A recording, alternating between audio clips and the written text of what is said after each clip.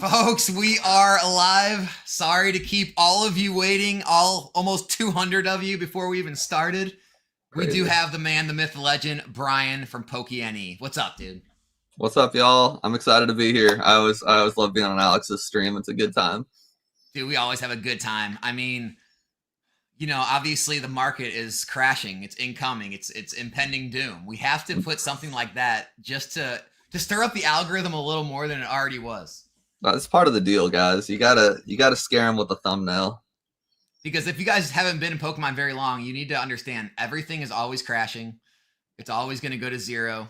Nothing is Always. ever can ever be good. No, all negativity. It's we're in a bubble. Everything's All going to right, we zero. got right off the start. We got to talk about one quick thing. I forgot to ask you about it beforehand. Hmm. What about the Japanese suppliers reaching out to you for English product? That Bro, is unprecedented. I know it's insane. I've tried to back when English wasn't selling that well here, like 110 a box or whatever. I've tried to pin English shit on my Japanese people actually, three of them this whole time. I'd say up until Paradox Rift, I was trying to like get rid of them and no one cared. And now my supplier and two Randys DMing me, it's insanity. I don't want to touch that. I looked into it like 2 years ago, the whole DHL International, and it is way too expensive to make it worth your time unless you're like in with those shipping companies. So I'm not going to do it. But just hearing that is wild to me. That's crazy. Collector apps, so they're deleting the app now since Pokemon's going to zero. Appreciate the super chat, guys. Also, the gifted memberships, guys, make sure you thank them if you picked up one of those gifted membership. Collectors always supporting the channel. Make sure you check out their app if you guys want to track your collection, your investment. It's just great for keeping it really nice and easy in the visual there. Yeah, man, like it's always been a thing of you import Japanese here. Like it's always been a thing. And, Yeah. English collectors, there was a lot of people here that wanted to collect Japanese, but it was very weird for a Japanese collector in Japan to actually want to collect English cards. That was never done. It was never a thing. I don't know why it was never a thing either, but they like truly there was zero interest. And they told me straight up, they're like, no one cares. Guys, collectors out of control. Another 50 memberships? Bro, Wow. you guys are out of this world. Really appreciate you guys. Thanks for all the support. Guys, make sure you're thanking them for those memberships. That's crazy. Collector made a very generous donation on my charity thing. So major shout out. Like they're fantastic. Always giving back. Yeah, I mean, that works great. It's great. I mean, I need to. I'm like a hypocrite because I don't use it. I'm just so guys. I'm so busy like a million different things right now. With me and Brian, we're talking about. I'm just trying to. I've been trying to like just navigate and find which path works best for me. What? That's a good question for you. How did you do that in the beginning? Because I know you started out with like random like Japanese promos, and obviously you were Mm-hmm. like a garage sailor. Like, how did you eventually kind of find that path that worked best for you, which is originally was Japanese, and now you've got into English distribution and things like that. But what kind of things like kind of went through your mind or went through your business when you were trying to find that path? Oh, I was scrappy. Honestly, what got me really on like the right path was nearly bankrupting myself on a few things actually. Because I went hard in everything before I had money. Uh, my first thing was just kind of shotgun method, where it was like, okay, Japanese booster boxes are working. There's a bunch of other products. Let's try those. So I got like starter decks, not like the good start deck 100s, but just like the decks. Those sucked. I went like $3,000 deep in those. I probably still have them 3.5 years later. I tried every anime you can think of, and those were really good in my rip and ship days. So I was like, oh, they'll still be good on the sealed site. So I bought a load of those. Still have thousands of dollars worth of white shorts. Digimon, I'm like, oh, it's a popular cartoon, anime, whatever. I tried a little bit of everything, and basically the stuff that wasn't selling at all, I just said I'm dropping it completely. I'm either 100% or 0%. Like you'll never see me buy another Digimon, Yu-Gi-Oh, blah blah blah again. Like I'm done. How about the other languages? How are like the Korean Chinese stuff doing? So Korean was really good when Japan was expensive. Like when Clayburst came out the gate at like 250, Raging Surf the same way. Really the Black Flame was rough at at the start. Korean was great because it was like a literal 10th of the price. Well, like an eighth of the price. So it was really good then, and that's when I went heavy bags into Korean. Well, now that Japan's cheap, Korean sucks. The only sets that good in Korean are 151 and EV Heroes because they're both expensive in Japanese and English. So I've learned that Korean's only good when there's no affordable alternative. So I'm done with you won't see another new Korean set on my site until Japan gets big again. Indonesian sucked, except for they have exclusive promo cards, so I'll buy those. Thai sucked except for the exclusive pack arts, like Mitsuhiro Arita did one of them, and it's got a Charizard. Thai or Indonesian. Yeah, I got Thai, Indonesian, Chinese. Simplified Chinese has been very good. People like simplified Chinese. Where are you sourcing all this? Is this like from the same suppliers that you get Japanese from? No, I tell people all the time how to find a supplier, and no one listens because they think I'm lying. I just DM people. That's all I do. Like there's not a secret. I DM people and I risk all my money on it. And most people just speak English. Everyone speaks English. Or do you use like some kind of translator app or something if you have to? Maybe they do, but if they do, those translator apps actually work, and I know for a fact they don't actually work. Because Andrea's got all sorts of Spanish and Vietnamese kids in her class, and those translator apps suck. So these people all speak English. Like it's everywhere. We're degenerate. We all only know one language pretty much, us white Americans. So kudos to them. Makes business easy. But simplified Chinese is the only one that's like, I'd say, really good. Interesting. Really? Chinese is? Yeah, simplified Chinese is okay. This thing here, this is traditional Chinese. Hold on, stop. What's the difference? Look at that. What is traditional versus simplified? I don't want to get into it too much because this is a very political hot button topic. I'm also pretty uneducated, so I'm going to sound stupid. Is this a political topic? Extremely. Why? Because China. Wait, you're on Nostalgianomics today. We can piss people off here. Just don't talk about it on your channel. I don't mind politics. I mind uneducated politics, and I'm uneducated. So So that's my disclaimer, folks. There's some controversy with what country owns, I think, Hong Kong, or there's like province. There's like parts of China that like me and you think, oh, that's China, but they're kind of their own independent thing. It's like a Brexit situation. I don't know enough about it. They both make products? Yeah, so for a long time, China, traditional China, they had Pokemon, and then simplified Chinese is like mainland China. And these are both legitimate cards? Yeah. No, they're 100% legitimate, 100% legit, like real. It's just mainland China is a newer thing, and China is not. There's probably people in the comments that are way more educated in this. Taiwan, Shanghai, and Hong Kong. There's some controversy with what government owns what area. Again, I am not educated in this, but I know it's very controversial. The market prefers simplified Chinese, though. Simplified Chinese is the new kid on the block. And the reason it is because they're catching up with the rest of the market because they just got the TCG. So just like Thailand, they had to catch up. So I call them catch-up sets, where it's like they'll stuff 5 Sun and Moon sets or 5 Scarlet and Violet sets into one set. And then they market it with different pack art, different box art. And so they're interesting. Like, for example, there's packs with 25 cards in them. They're like thick packs. And so that's basically to catch up with the Scarlet Violet era. So they're gimmicky. Okay. Yeah. I mean, speaking about Japanese, it looks like we could go back to the time that created like that first Japanese boom we saw. Is English is getting too expensive again. Isn't it funny? Does that mean Japanese is going?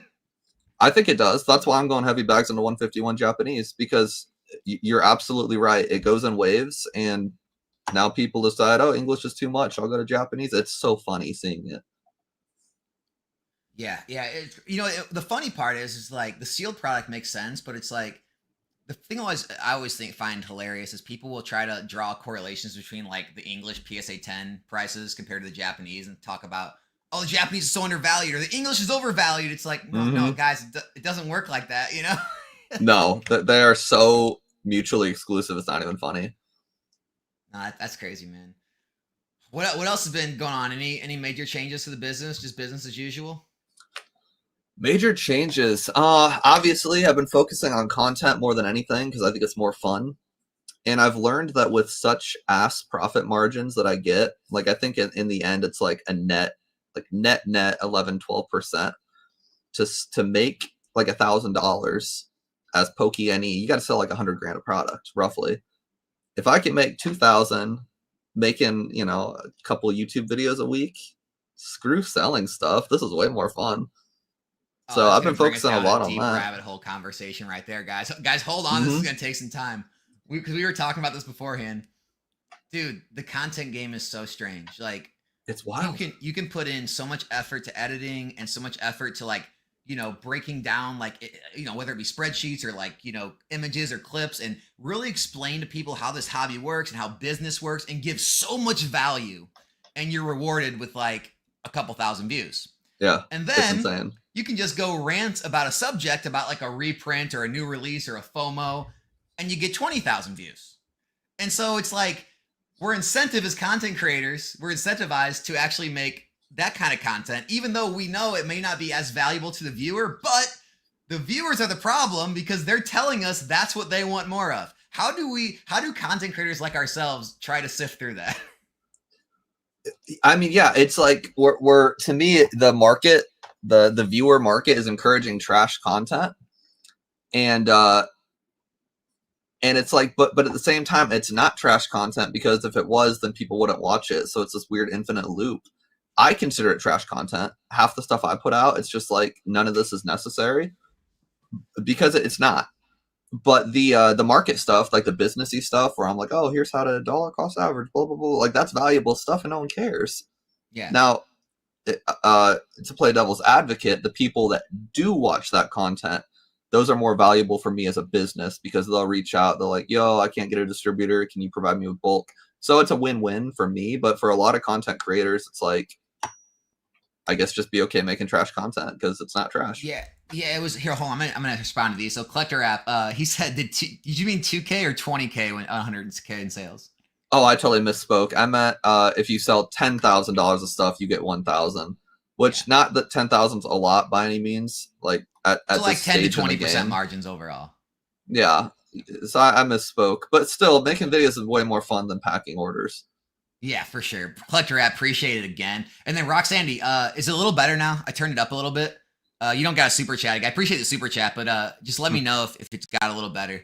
I try to turn the mic up a little bit. But yeah, I mean, it's just like, because we got asked that in Eli's live stream about new content creators like pumping out content and not always being like the most accurate or the best. It's like, well, you can't blame them. I don't blame them. Like, if a content creator is going to put out content and they're going to be rewarded with more views and more subscribers, that tells them they're doing something right and they're being successful with it. Like, the only way for someone to say I'm not doing something right is your views drop and your subscriber growth drops. That, or you're losing subscribers. That tells you you're doing something wrong.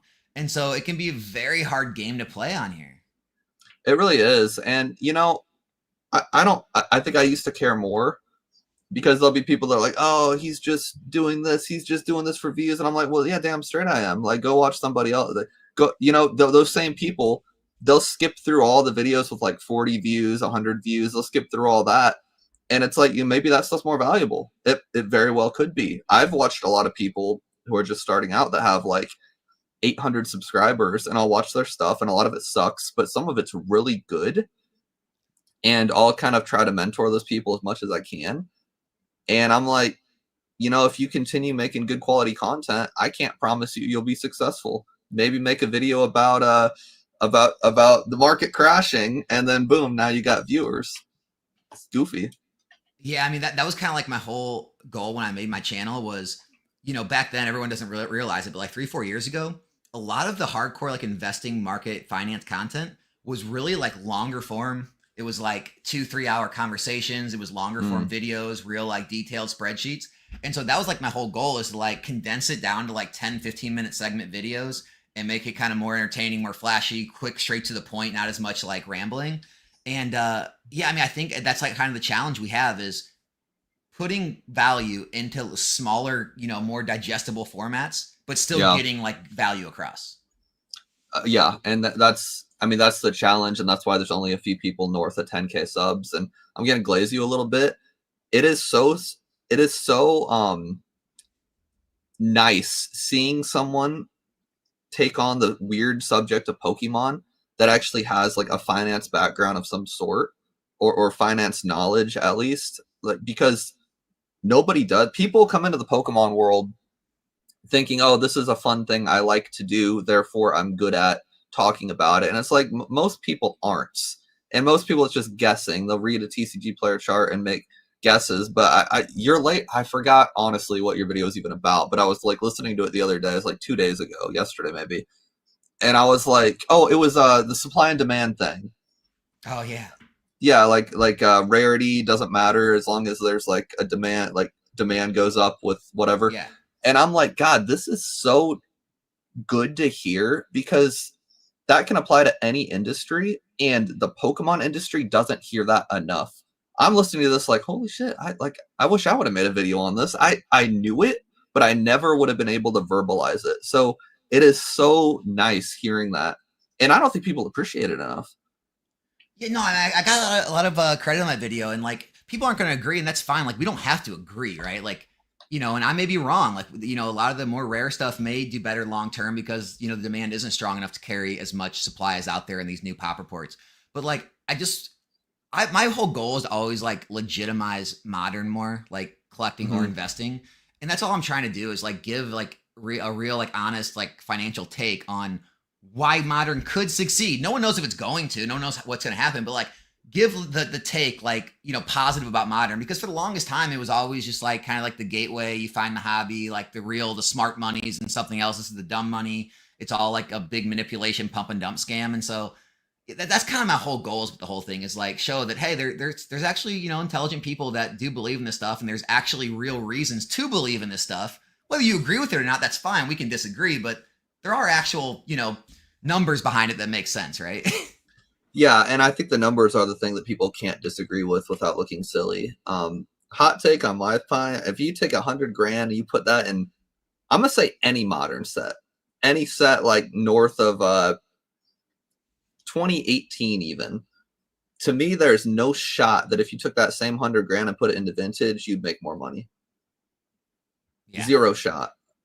Well, especially sealed, right? I mean, yeah, it's just any of it, sealed, non-sealed. I'm like, if I had $100,000 and I had to put it in 1 year or another, I'd choose 2024 every single day of the week. Yeah. What do you take of this boom right now? Like, obviously, people have showed the Google Trends. Pokemon's hotter than it's ever been. Yeah. Obviously, both our YouTubes, other people's YouTubers, they're growing at rapid rates. Like, I know myself, I'm sure you as well. Like, probably more views than we've ever gotten, more subscriber growth. I'm sure your sales are doing as good or better. Like everything just seems like on the uptick, and it worries me, right? I hate to be that person, and I hate to like put the red charts and all this stuff, but it worries me when things are too good. Yeah, I really feed off the chaos. It's funny because I feel like I kind of law of attraction to this into my life. Like a few months ago, I feel like things were the market was great. I mean, sales were awesome. Like things were good. People were happy. But I was kind of bored, and I kind of missed like the Logan Paul era chaos. I know like people aren't going to like that take. And like I realize that it's not fun having to tackle someone in Costco to get a 151 mini tin. I acknowledge that. But I do like the buzz, and I think overall it's a good thing. I'd be scared to go like heavy bags into something thinking you're going to get rich and thinking this boom won't end, because it will. I'd be scared if I was in that position, but I think people need to appreciate more that like their hobby, Pokemon, is being talked about. The Google is going nuts. The YouTube's going crazy. This to me is what makes it fun. Like your hobby is relevant. And I think even if you have to pay more, I think it'd be a lot more boring if YouTube and all the content went away. I don't think it'd be as thrilling for people to go to Target and buy a set and go home and not have all the buzz. So I dig it. Like I'm all for it. I love the chaos.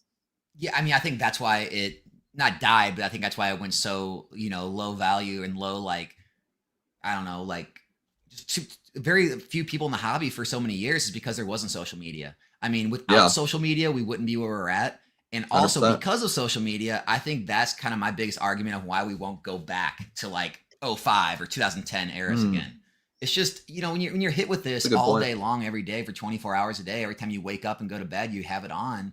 It's just, even if you do take breaks, you walk away, you slow down, there's something that always draws you back, right? You always have that like that inkling to you come back to the hobby in some way, shape, or form.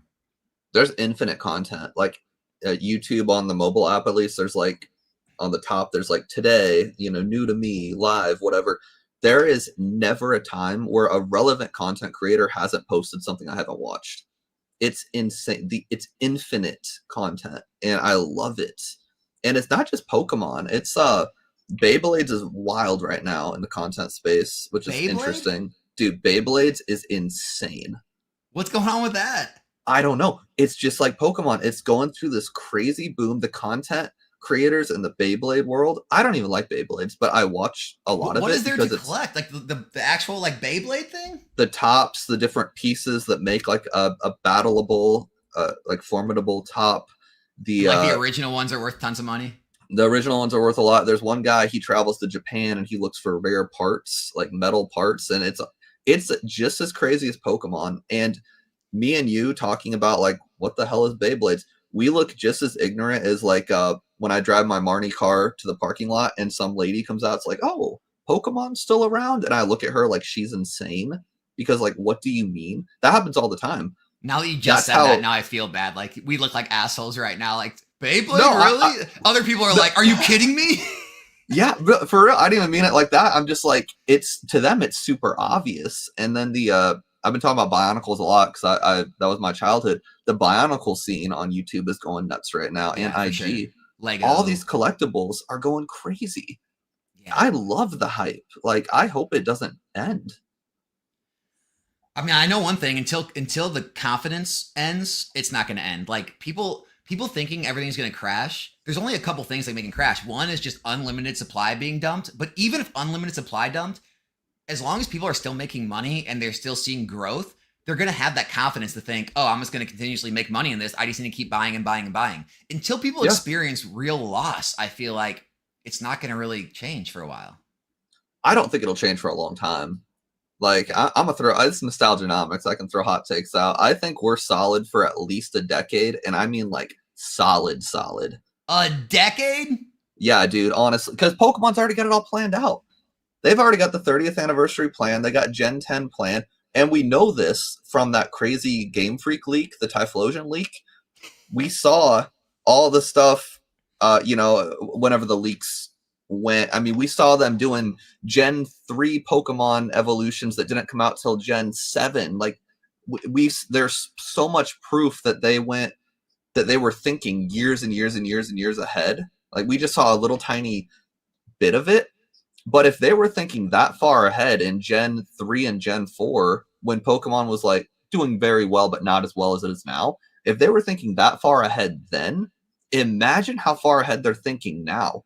We've got Marvel, freaking Disney Marvel movies, where we know what the movies are in 2030, and Pokemon's way bigger than Disney. They're way bigger than Marvel, and they're way more consumer centric. Like, they've got a plan.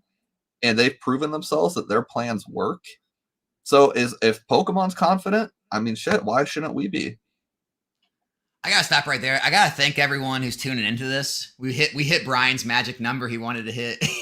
I wanted 700. We got over 700 people in here in the middle of the day on a Wednesday. How is that possible?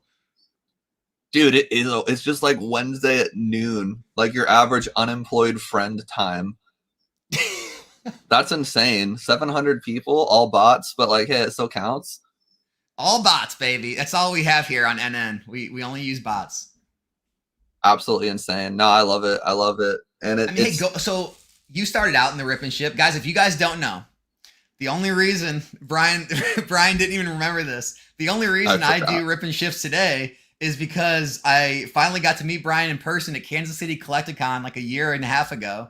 And he's just like, yeah, man, that's what I used to do. It was fun. It was good. It's another income stream. And so I'm like, all right, I'll try it out. And he gave me some pointers.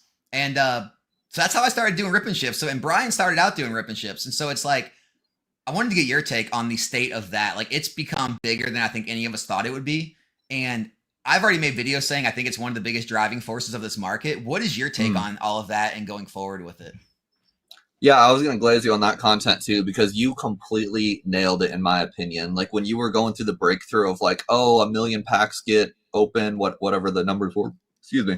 And that was Whatever. low. I was being low because I didn't want to get like too torched in the comment section. I Right. knew I Too was going to get blasted. like absolutely killed, but like I wanted to keep it lower. I think it's much higher than that, honestly.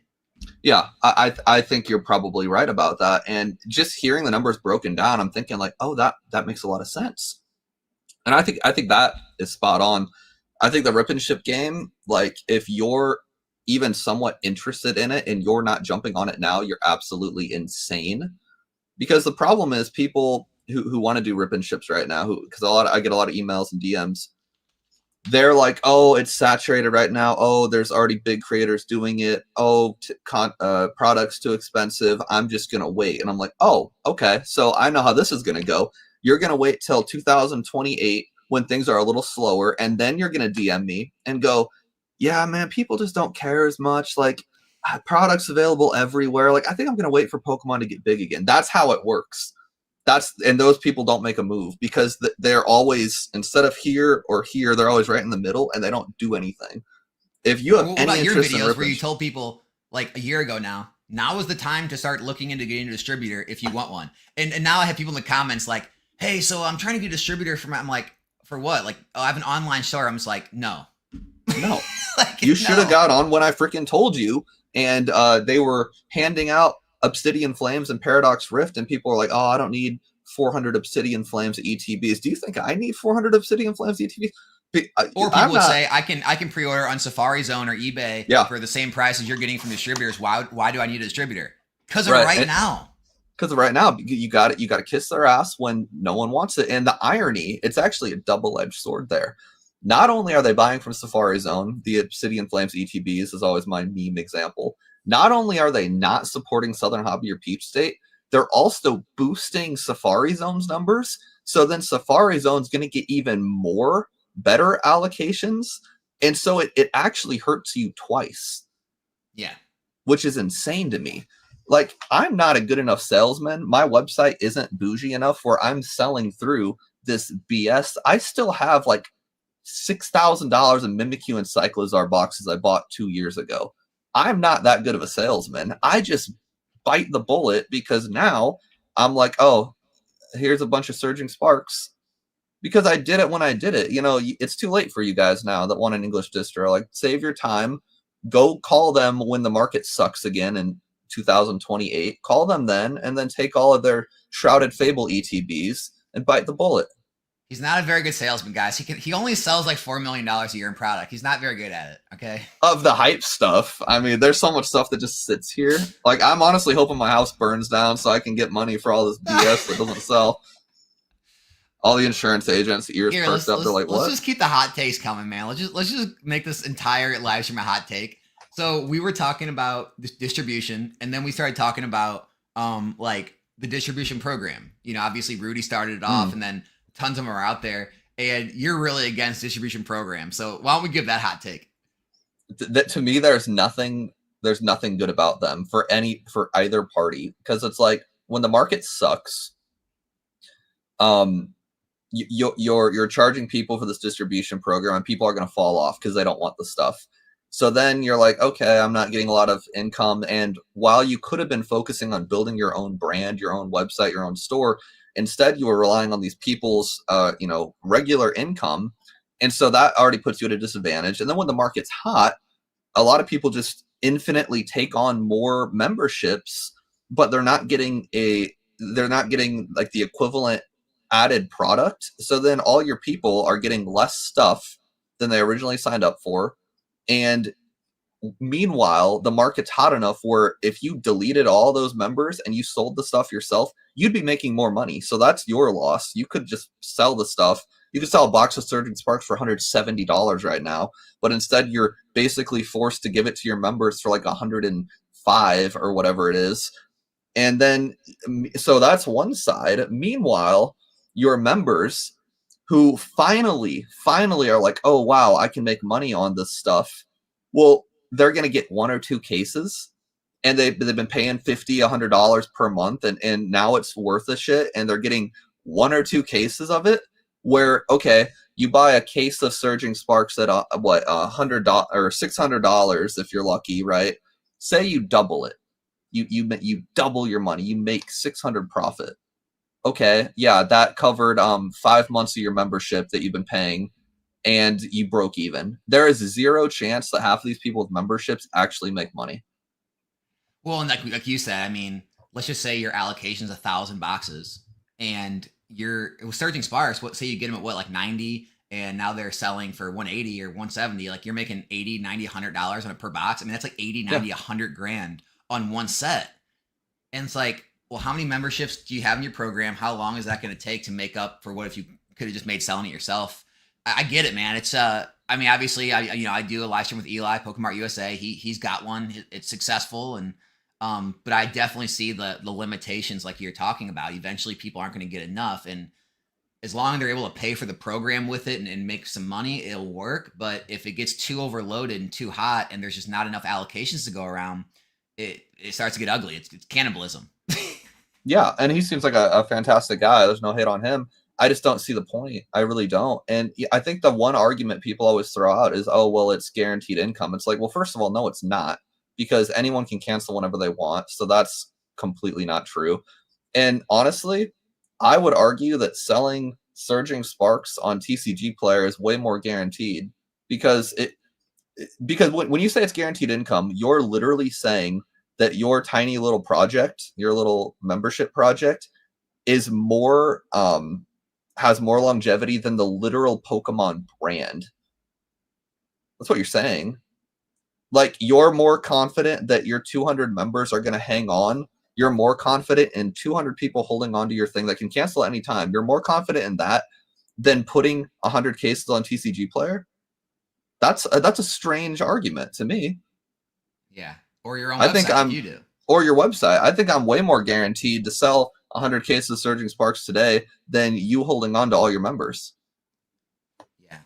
I mean, it's interesting. Obviously, I don't have a dog in this fight. I don't do either one, but it is an interesting take. Like, yeah, they both work. You can make money doing either one for sure. Like, no hate. I just, from my perspective, I don't get it. Yeah. I get it. Here, Ziggy, super chat. Appreciate you, man. Pulled SIR Pikachu, Gold Executor, and Illustration Latias. In your opinion, sell now, raw, or grade? Thanks again for you guys do. I'll give my take. I mean, for the grade wise, if you think it is like a guaranteed 10, I don't think you can go wrong. Even if the market drops, the 10 is probably still gonna be more valuable than what the 10. Even if the market drops, the 10 will still be worth more, I'm sure, than the raw drops to or is worth now. As far as like selling, look, I don't know how to play this market. If you were asking me in a normal market, I would say, yeah, sell at the beginning. The cards usually drop after release. In this market, we have Pikachus go from $300 to $700 after release. We have Latias selling for like $300. Now, I don't know. Maybe they all go to the moon. I truly don't know what to tell you, man. Brian, what do you think? I don't do singles because I think that whole thing is a nightmare. I don't understand it. I don't understand how stores make money on it, even paying 80%, because, again, up until now, the stuff drops so hard, like a week after release. I never understood it. I will never get involved. So I don't even want to throw my opinion out there. I think it's a horrible and risky way to try to make money, personally. Yeah. But what if you pulled them out of packs and you had them? Like, would you sell them? No, because what's the point of opening the packs then? I'm just saying, like, what if, you and your wife are bored and just wanted to have some fun, open the packs, and you had the card in your hand? Would you then sell it or hold on to it? Well, why would I sell it? I mean, if I'm going through the trouble of opening the packs, which is like, you're basically guaranteed to lose money opening packs. If in some magical world I actually made value opening packs, it wouldn't make sense to sell it, because the whole point of opening the packs, in my opinion, was to get the card and have fun with it. Yeah. Like, if you sell every good thing you pull from a pack, then what did you waste your time opening the packs for? Damn, that's a good take. That's a good way to think about it. Yeah, I mean, I don't get it. Like, the whole point. It is crazy, right? We open the packs to chase the card. We pull the chase card, and some of us send it to grade. We chase the 10 or the pristine or the black label. We get that, and then our immediate reaction is to sell it and realize the profit. It doesn't make sense to me, because at that point, the people that do that regularly, at that point, that's their business model, and that's a horrible business model. It doesn't work. You can't make a business in Pokemon opening packs and selling what's inside. It's not possible. In Magic the Gathering, that's a thing. Or at least it was. That's a real business model. Rudy's talked about it. Yeah, the In only way it'd be Pokemon, possible that's not would a be, business model. yeah, the only way you can make that work, and it would take a long time to grow, is to grow a content creation strategy where you were a Yeah. pack opener and the content paid for the packs, and then the cards were profit. That's the only way you could do it. And for the record, that's not possible either. If you These look at the days, numbers, probably not. I mean, you would lose so much money trying to grow with it. well, yeah, I mean, okay, so a channel like ours, when we talk about business, we get a great RPM, a CPM, right? Pokemon's RPM is $4, pretty much. If you're Is that right? Okay, yeah, I wouldn't know. Okay.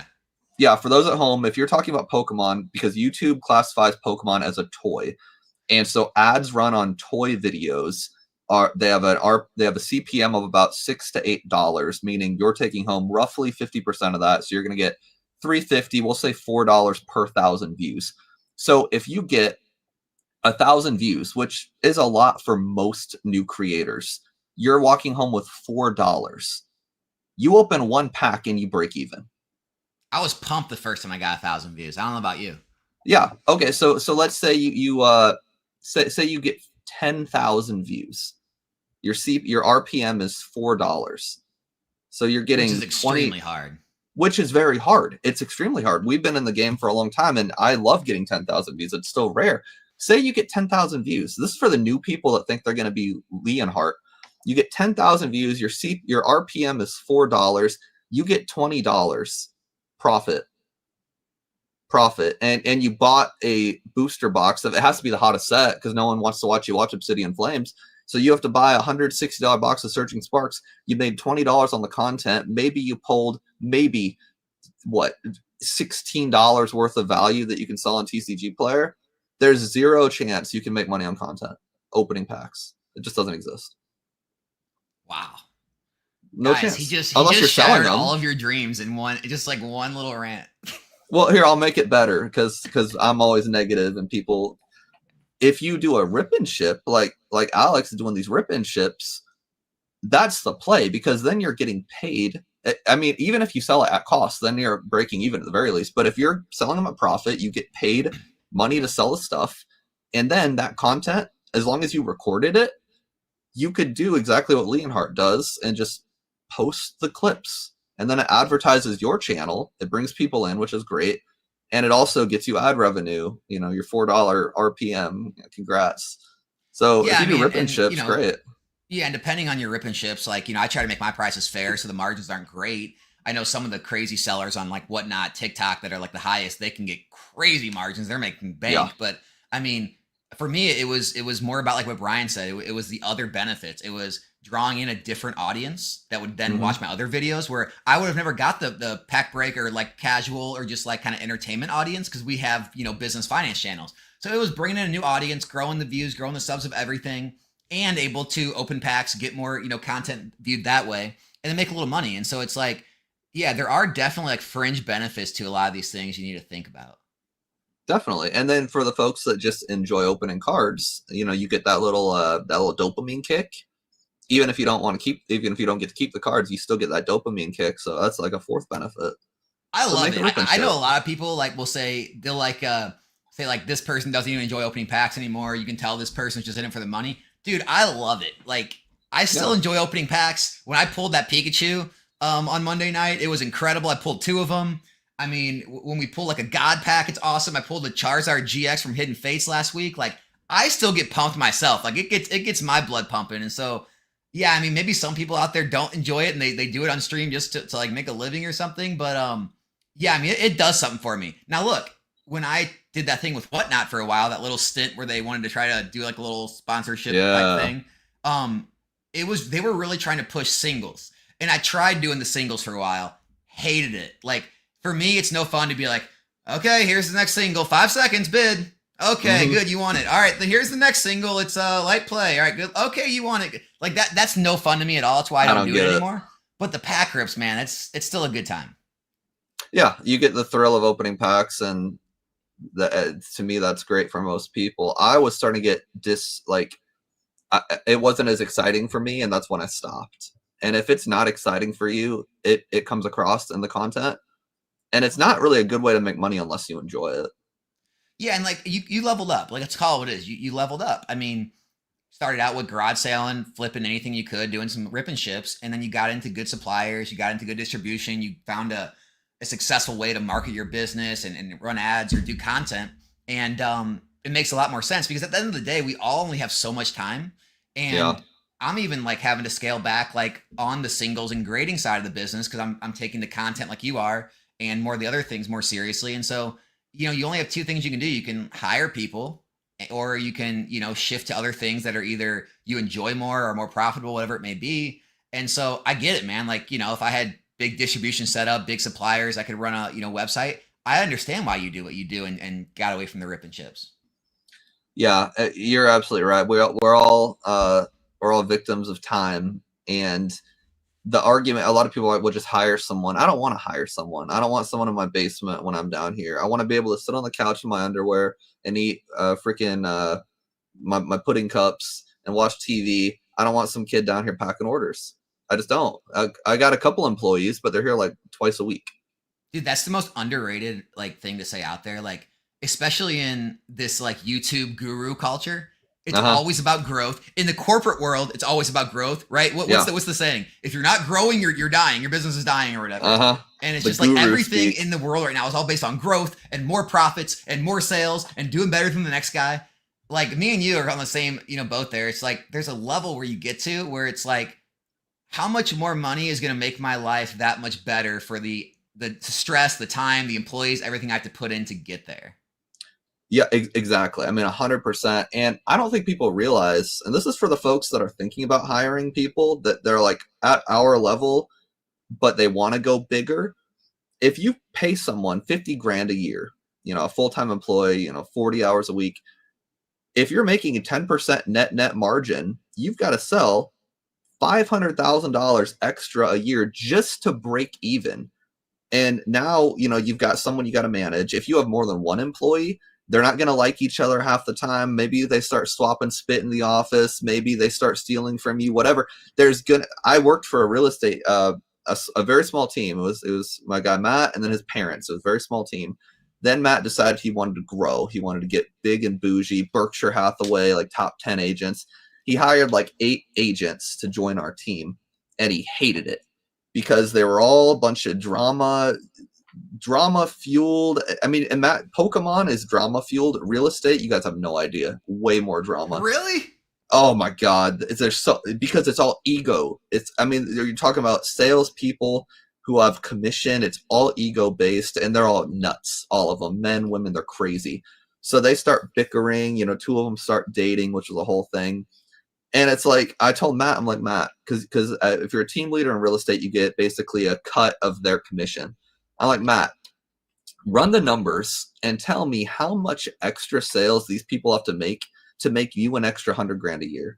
And the number was astronomically high. And I'm like, do you think that's a realistic number? He's like, no. I'm like, do you think even if it was realistic, 100 grand would be worth your stress dealing with Sarah and Tiffany bitching at each other every other day? He's like, no. I'm like, what would be a justifiable number increase? He's like, probably $250,000. I'm like, well, that's not going to happen.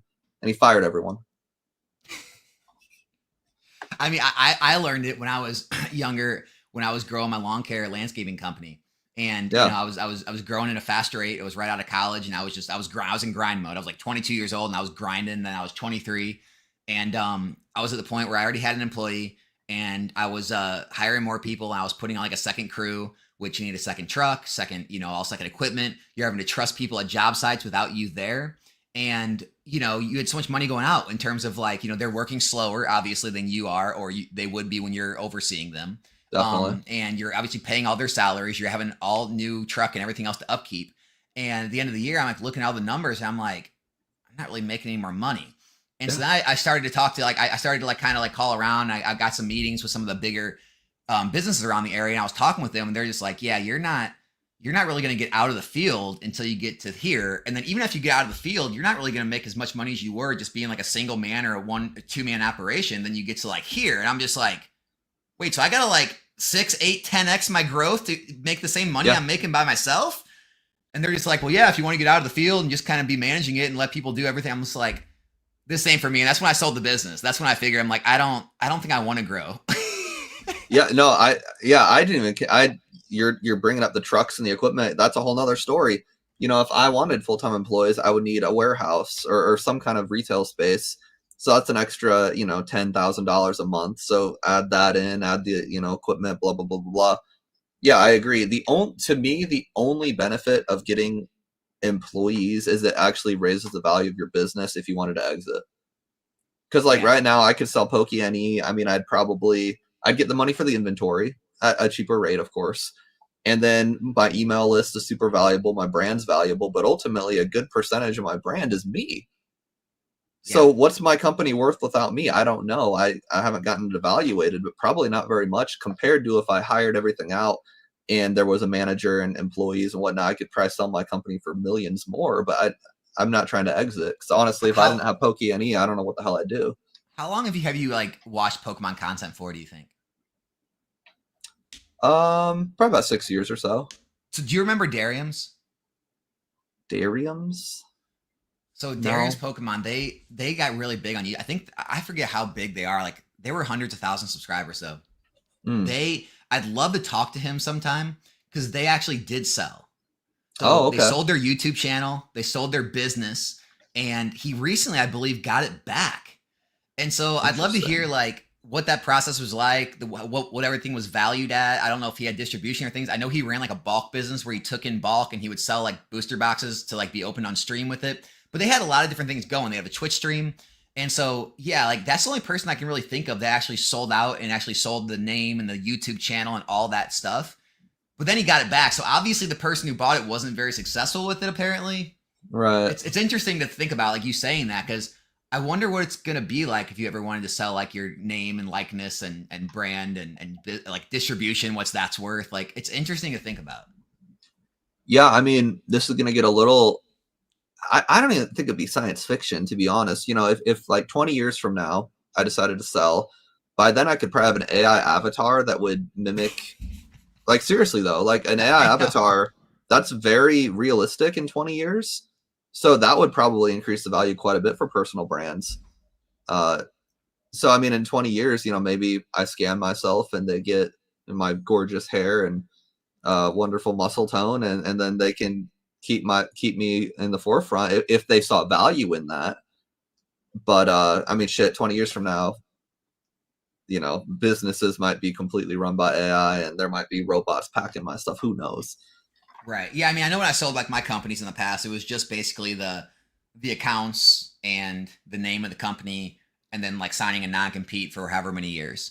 So like that's all it really was in like service-based businesses. But yeah, Pokemon, like there's all online presence, the distribution, like it's just there's a lot that goes into it. So it'll be interesting to see if we ever get to the point where people like we know or like other large creators get to the point where they do like sell. Could you imagine like PokeRev wants to sell out? Like what is that worth?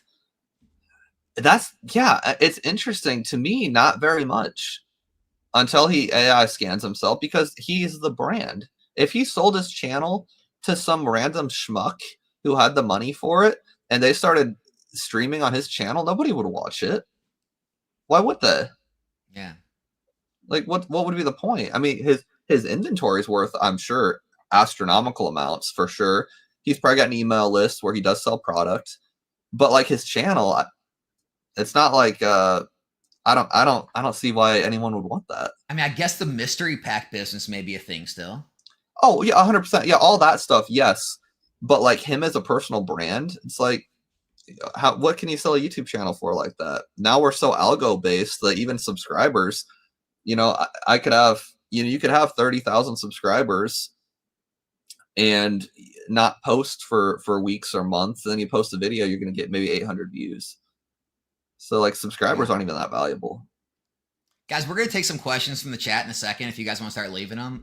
But I got to ask Brian a question because this is not for you guys. This is for me. So keep listening, but this is for me. I need advice. Oh boy. How did you go about handling inventory as you were growing? Because like obviously when you're growing, you don't have like a lot of liquid cash, right? You don't have a lot of built up inventory yet, and you're spending more and more every single month to keep up with demand. And yeah, you're selling it, you're getting the income, but you're having to keep growing your every order that you send. So every order is bigger than the last.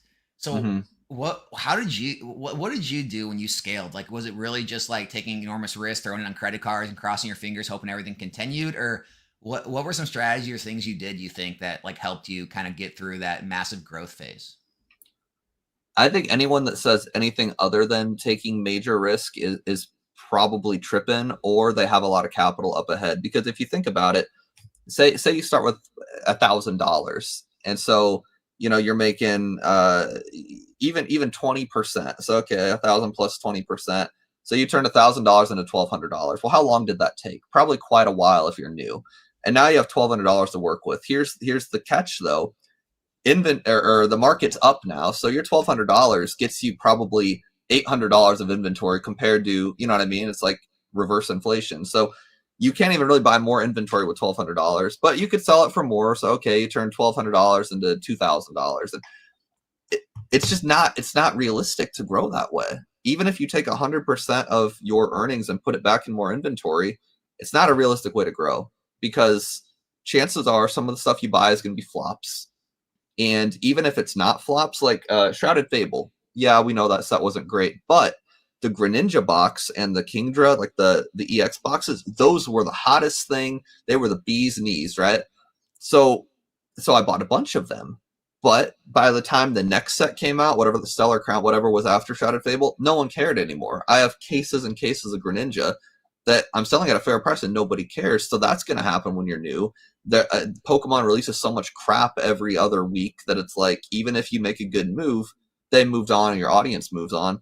So simply taking sales and putting it into more inventory, if you want to do this for a full-time job, it ain't going to work.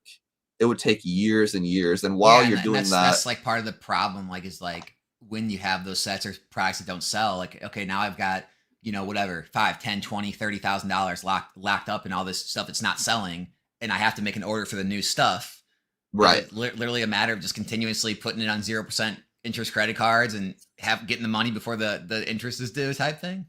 Yeah, I mean, it sounds irresponsible, but you guys want the truth. I'm going to give it to you. That's what we want. I don't even think credit cards are. I've said it a million times, and this is controversial, but hey, sweethearts, this is how businesses are run.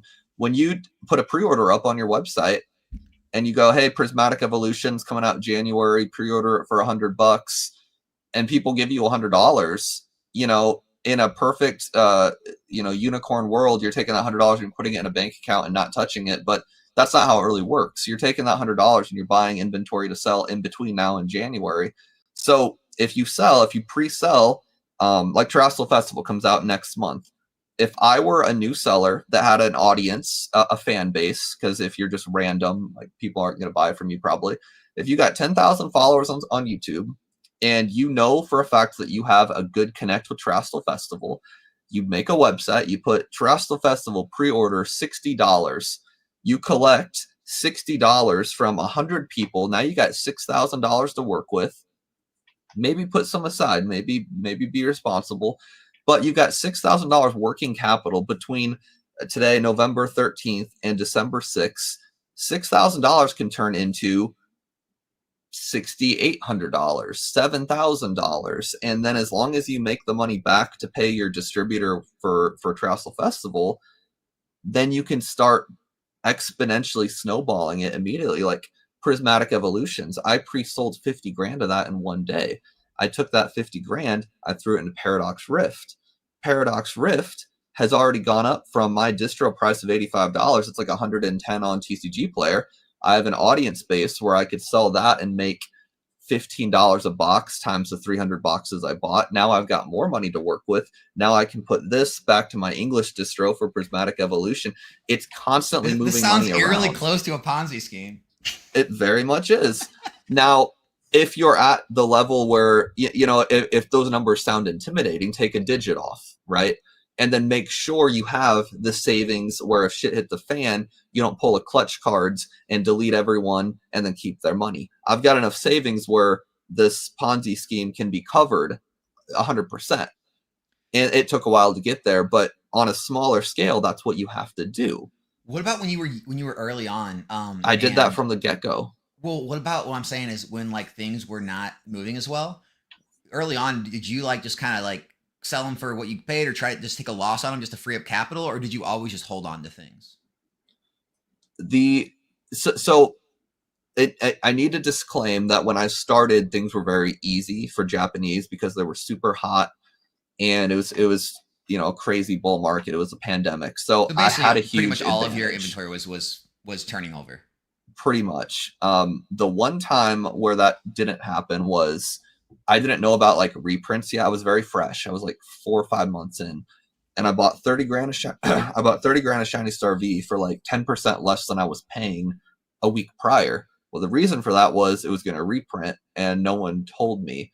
Then the market price dropped not by 10%, but by 25%. So my 30 grand was worth like 20 something.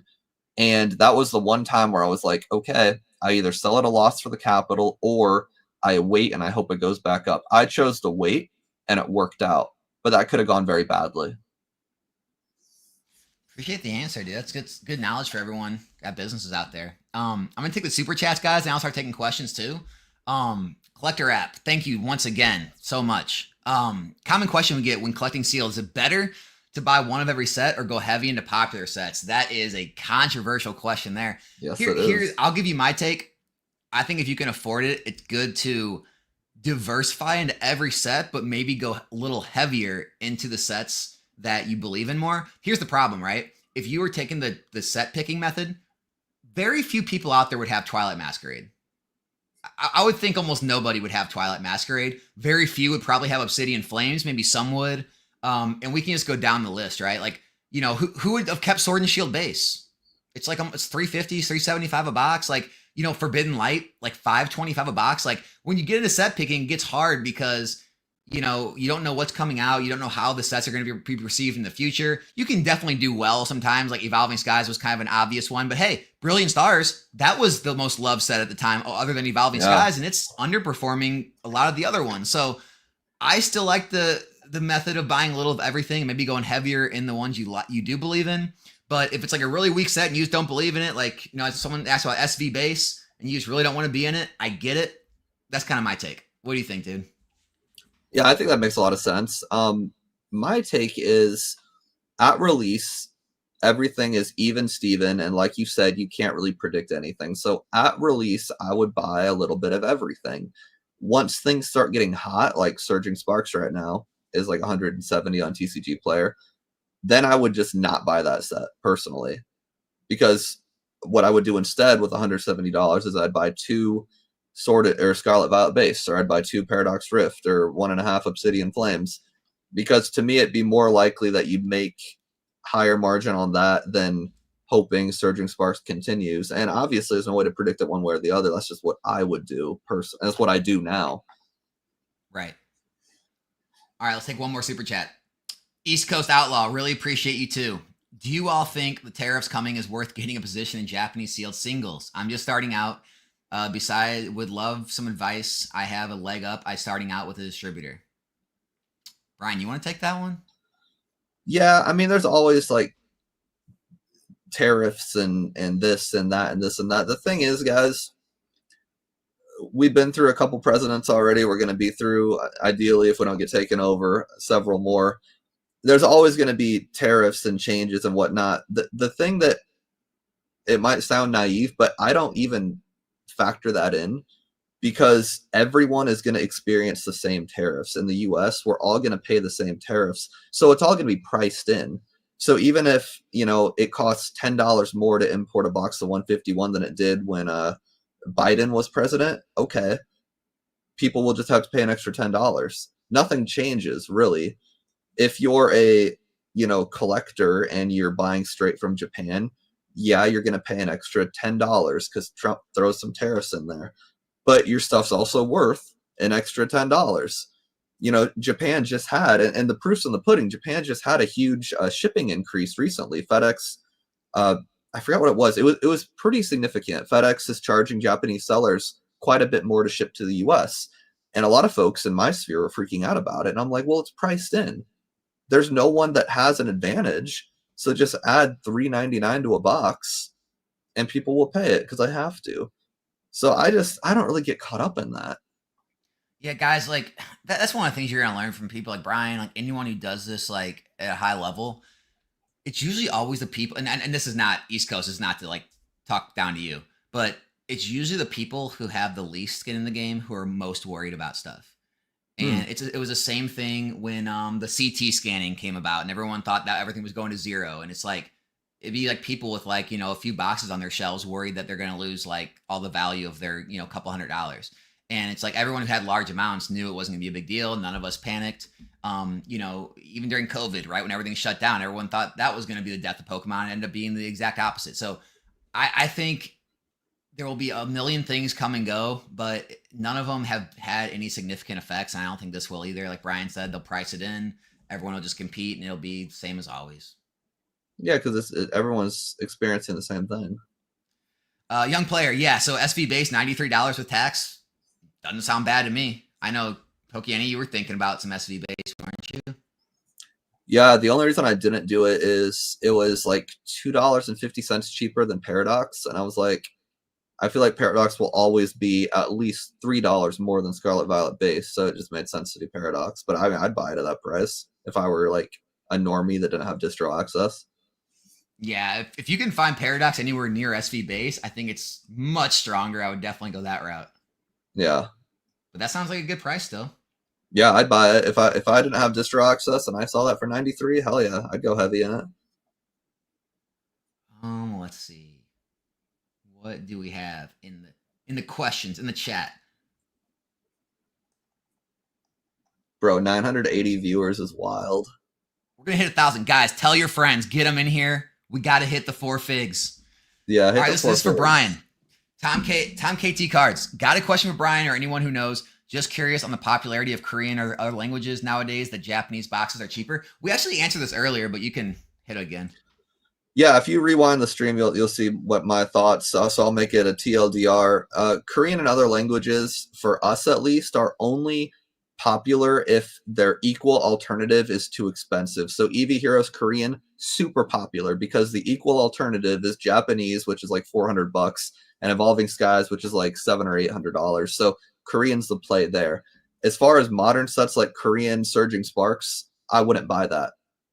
Or Korean Super Electric Breaker, I wouldn't buy that. Korean Terrestrial Festival, wouldn't buy it. And that's the same with every other language, unless there's exclusives. Like somewhere, I forgot, Malaysia, some country, there's a 7-Eleven Lapras card coming out. It's Lapras with a 7-Eleven logo on it. That ain't coming out in America or Japan, so I would go into that. But the boxes, stick to Japanese or English, man. Stamps in this community are crazy, man. Yeah. It's wild. Here, this isn't a question. I'm sure you get this stuff all the time too. I love it. Sarge, when did Pokemon become the stock market instead of something people just like to collect and enjoy? Man, hey, Pokemon is something you can collect and enjoy. It's just you clicked on a channel called Nostalgianomics. So I'm sure you had a pretty good idea. We talk like finance here. Brian's got a business channel. So we may just not be the people for you, but there are definitely a lot of people who just collect, open packs, enjoy the hobby. Like it's part of it. There's a lot of different arms to this thing. If this isn't something you enjoy, you don't, find something you would do. It's not all like this. And for the record, like I'm a big fan of exploring weird niches of YouTube. Pokemon's not the only thing that you consider a collectible that like there's a stock market for. There is literally a stock market for any random thing. A lot of people are like, oh, well, of course, watches and pinball machines and Beyblades. No. You go into literally anything.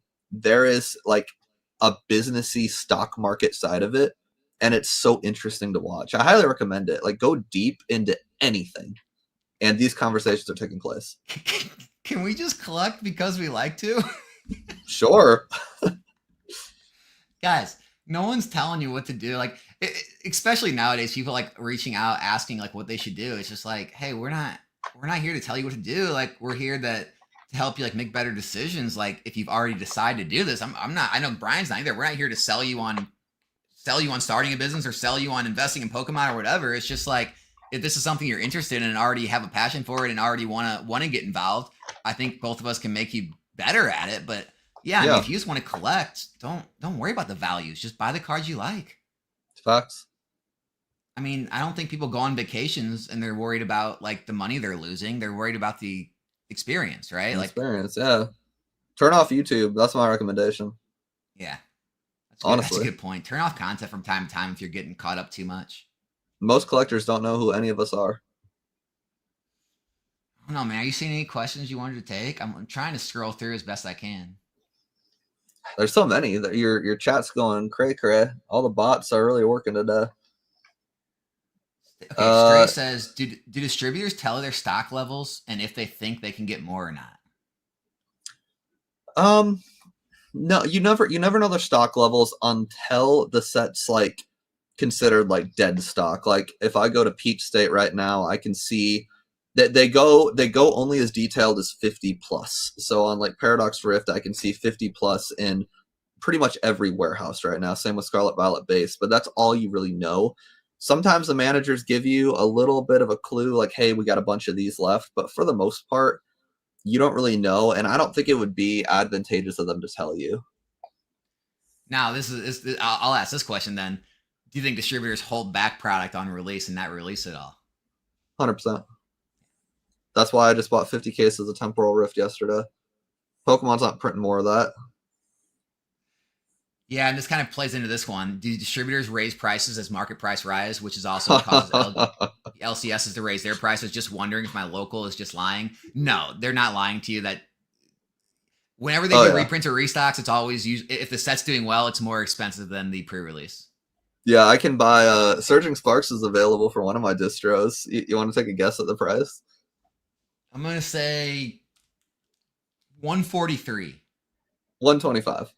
Wow, that's not bad actually. It's not bad, but it's also a distributor, so people don't realize that that's how it works. Isn't that awful though?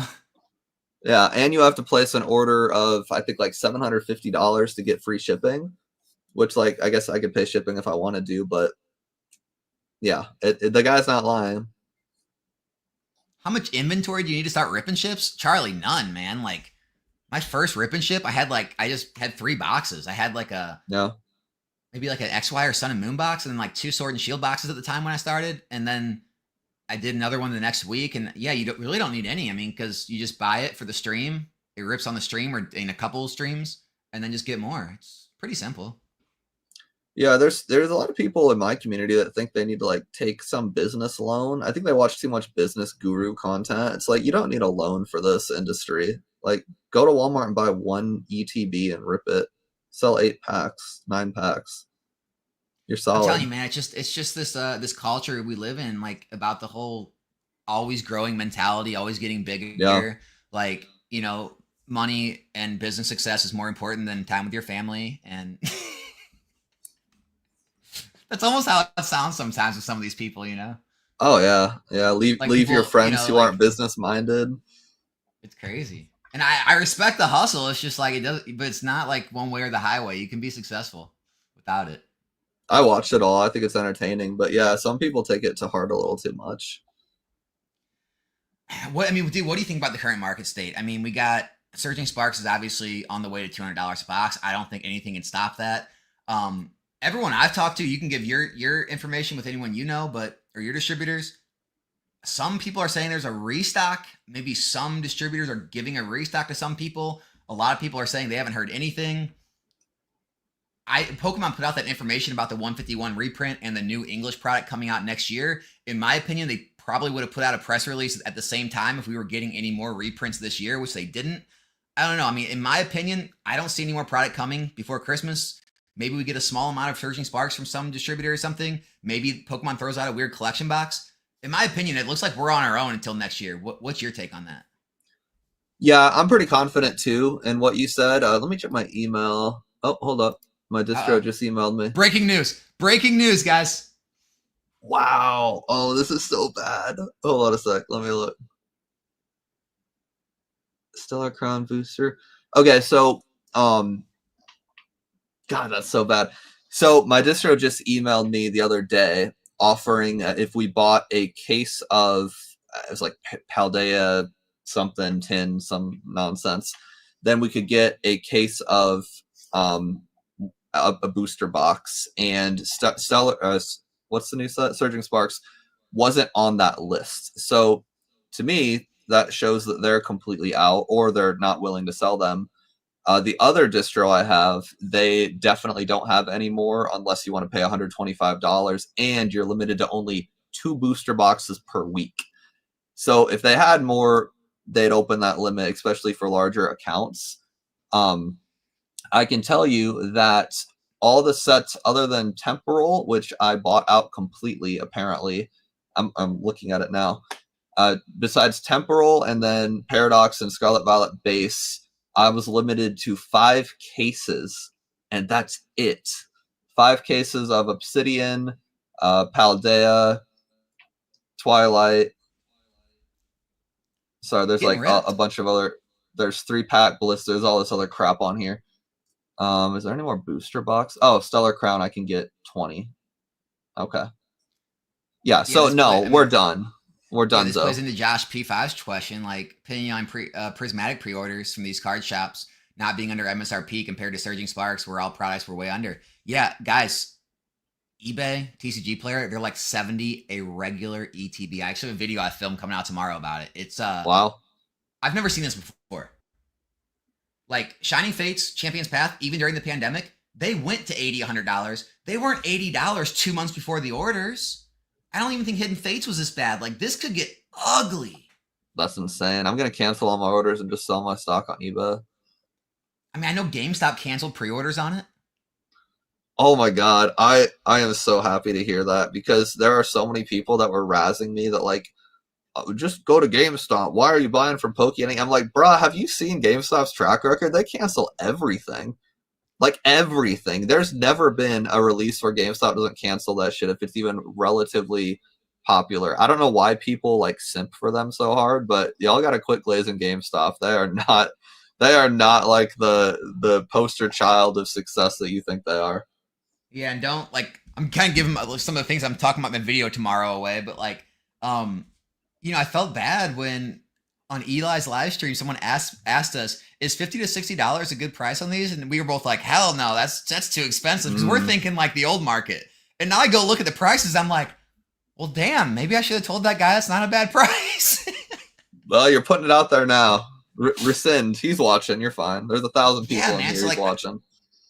Guys, I said from the very beginning, right when the set was announced, anything $50 or under was a deal.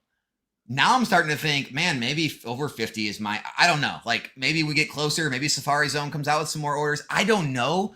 It's looking bad, though. Here's the other problem. How we talk about the rip and ships getting bigger than ever. This is especially set, guys. You have PC ETBs, which have 11 packs. ETBs have 9. Bundles have 6. You got like some other collections with like 4, 6, 3 packs, whatever it is, a blister. There is not going to be as many packs as Surging Sparks has. If Surging Sparks is this bad, I don't know. These packs might be like $8, $10. I don't know. I think they'll be 10 to 12, personally. 10 to 12. I always underestimate. Yeah. Well, because there's just not a lot. And honestly, like, if you're smart and you're a business, you're going to charge even more of a premium on top of market premium, because it's a pain in the ass. Like, to rip open all those binder collections and poster collections, I don't think people realize how much work that is. Like, we sold 2,500 loose packs of Prismatic Evolutions. And like, I'm going to have to pay an employee to rip open whatever 2,500 divided by 6 is. And then I have to take care of the cardboard and the trash and the recycling. Like, that sucks. And booster bundles are going to be a thing, but not till like March. And even then, it's only 6 a piece. Oh man, I did sleeve blisters for the first time, and that was a pain. Yeah, that sucked. Oh, 1,000 people. Let's go. I just sat there the night before with my wife watching TV, just like ripping and stacking. And it was just like, I don't know if the money I saved buying these was worth it. I could just buy a booster box and pull the packs right out. Like, you know. Yeah, people don't realize too that stores do charge a premium for the labor. I do. Good for you, man. Good for you. Well, and it's hold on. This is a big moment. We did for a split second. We just crossed 1,000 viewers. Which is unheard of, dude. For people talking about Pokemon investing and business, we're back. We're at 1,001. That's pretty crazy. Dude, that's insane. This market's crazy, guys. I'm happy to be a part of it with all of you. That's all I got to say. Very fun. Gotta mention, my best way to learn to do rip and ships, dude. I mean, just get it, throw up a couple cameras and rip some packs and do it as an unlisted video. Watch it back. If it looks good, just start them, man. It's I do think like a TikTok or a whatnot's probably better to start than like YouTube unless you have a following, because buyers are already there.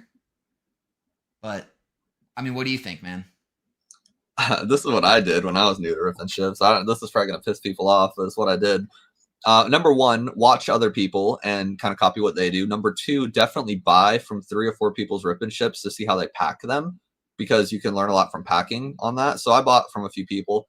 Number 3, to get people cooking and get people like comfortable buying, just pretend you make sales. That's what I did. So I started my ripping ship on Twitch. That's like me, right? Like all my bot sales, all my bot viewers. Yeah, it's just like that.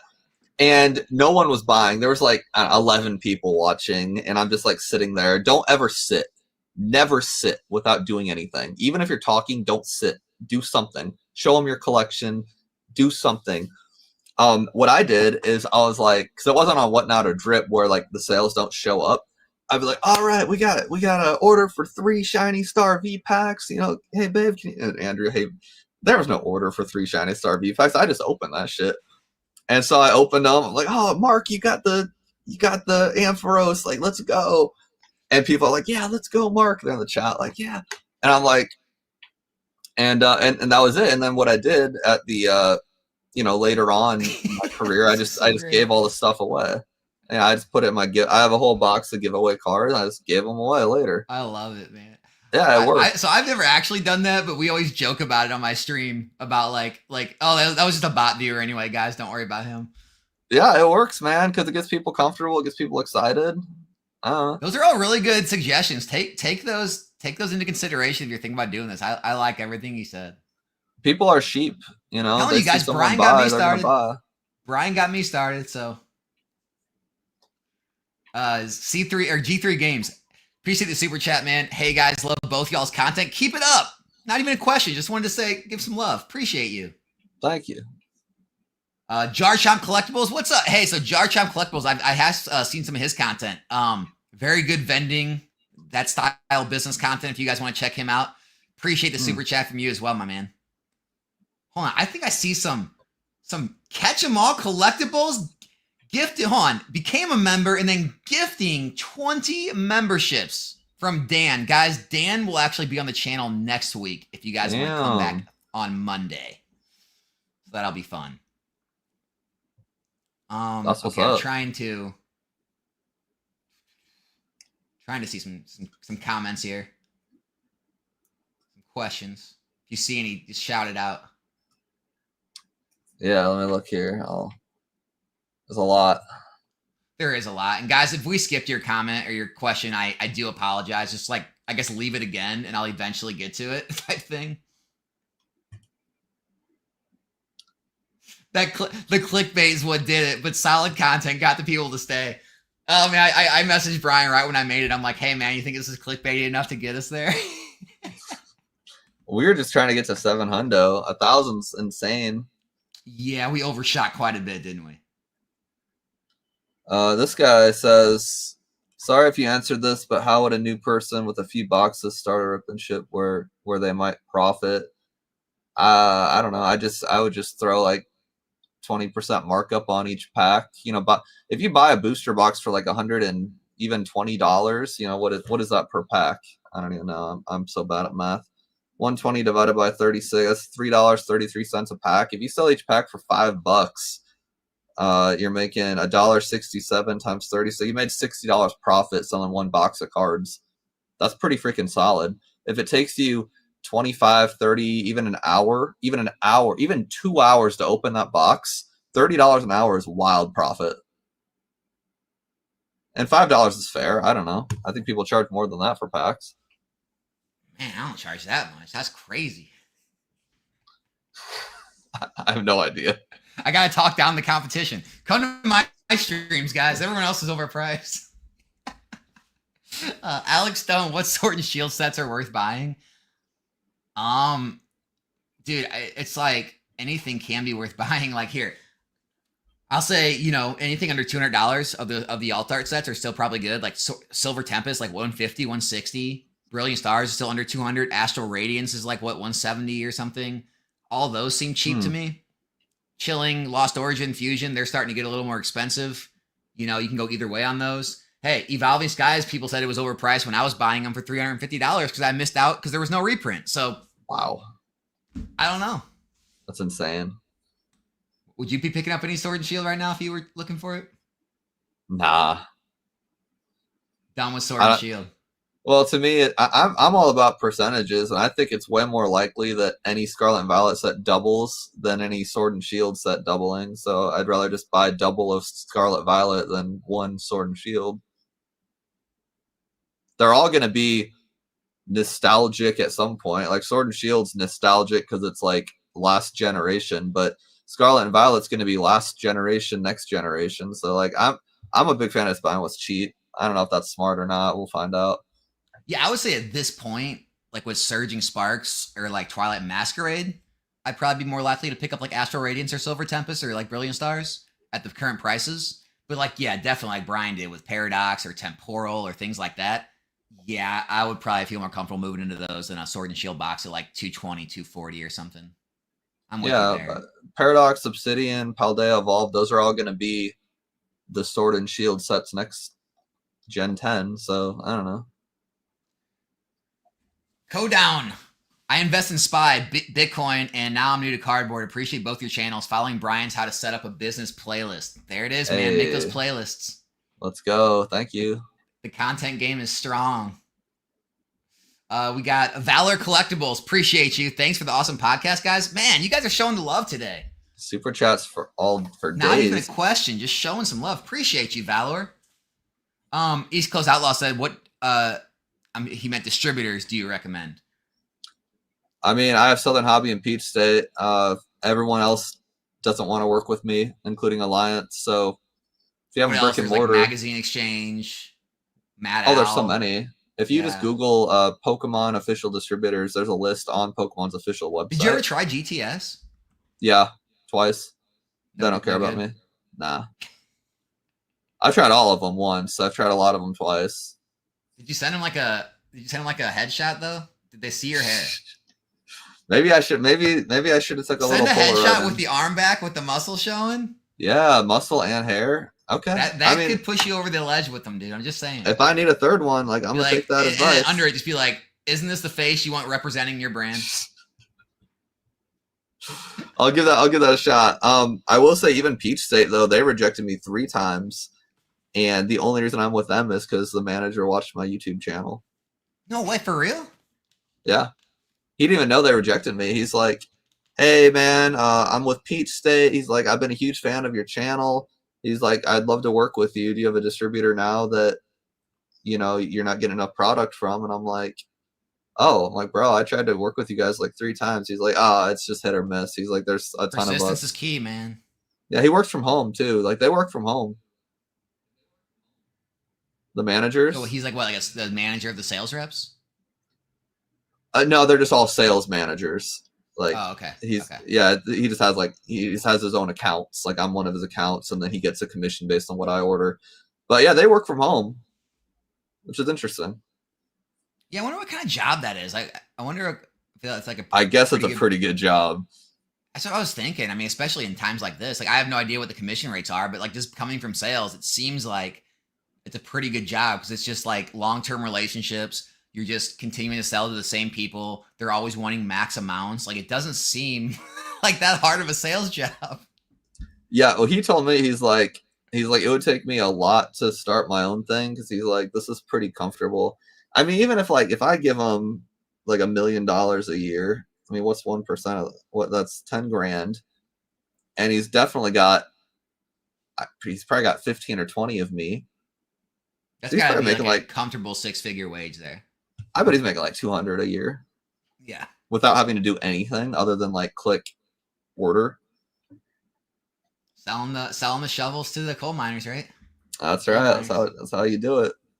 War Element. Sorry. Question: how much money do you need realistically for inventory to start ripping shit? Dude, we already answered this. I thought this was gonna be about business. Would you just buy 50 packs from every set in the last 2 years and seal boxes? Dude, you don't need much money at No. all. Just literally go buy a few boxes, see how they sell. When they sell, go buy a few more. Don't get ahead of yourself. Like, don't try to start out already big. Just start out small and grow. Yeah, 100%. I mean, Brian, how did you start out your entire business? Wasn't it just the Illustrator contest Charizard or something? Yeah, I bought a Charizard Illustrator contest. They were given away for free in Japan, I think. So a lot of the Japanese folks somehow got their hands on like hundreds of them. So I went to eBay. I bought 100 cards for $1,200. I imported them here. I sold each. So I spent $12 a card. I sold each one for between 25 and 30. And then I took all that profit and I bought more. And I think I did that 3 or 4 times. And then I used all that money to buy a few Japanese boxes. And then I took credit card debt to buy a bunch of Shiny Star V boxes. So And then that first order, what was like $1,000 or for the Charizard cards or the sealed stuff? The Charizard. Yeah, the Charizard cards. It was just it was $1,200. There you go. And I got 100 started his cards. entire empire with $1,200. And I got it all from selling crap on eBay from Walmart clearance aisle and garage sales. I didn't That's the have hardest money. part about this hobby is like people see these massive collections or inventories or like sales numbers, and they're just like, I gotta go all in. And it's just like, dude, all these people started day one with like very little. Yeah, and like if you watch I have an hour-long video I uploaded like 3 or 4 days ago. I documented my whole process. It's like little TikTok 2021 Brian. I show you exactly what I did. I show you the eBay stuff I sold. Like I have it all very out there. So like check it out. It'll make you feel a lot better about starting small because that's all I did. Same thing with YouTube. Like anyone wanting to create like content, it's just like we both started. I started out very small, like I don't know, 20, 30 views a video if I was lucky. Like I remember my first 100-view video. I remember getting 100 subscribers. Like no one starts. I mean, I didn't know anybody. I don't know if you knew any. I didn't know anyone to like help me grow or anything. It was just it's organic. It's just time. It's consistency. You've got a huge advantage starting now because there are so many channels like ours that kind of give it all up.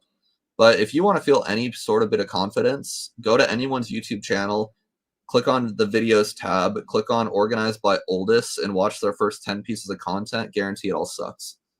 Yeah, exactly. Here's Brian's channel. If any of you guys don't know who he is, I'm sure most of you all do. But here's his channel, PokeNE, Pokemon. It's linked in the top of the description. But yeah, where's the video? This is the video, right? Yeah, it's like an hour long, and I literally react to every like major TikTok I made, and like the first like 10 TikToks, the first 10 reactions are hilarious. Yeah. Look at me, I'm cutting up Amazon.com boxes and USPS boxes because I didn't know about Hobby Armor yet, and I'm literally cutting them into rectangles to package my Charizard cards, and it was fine. You made it. Yeah, look, Mom, I made it. Like it's chill. So Dan, Catch 'em All Collectibles uses GTS and Madal. I don't know. I've never heard of Madal. Yeah. Interesting. Okay. Either of you have plans on going heavy in Prismatic Evolutions surprise box, or are you going to wait and see? No.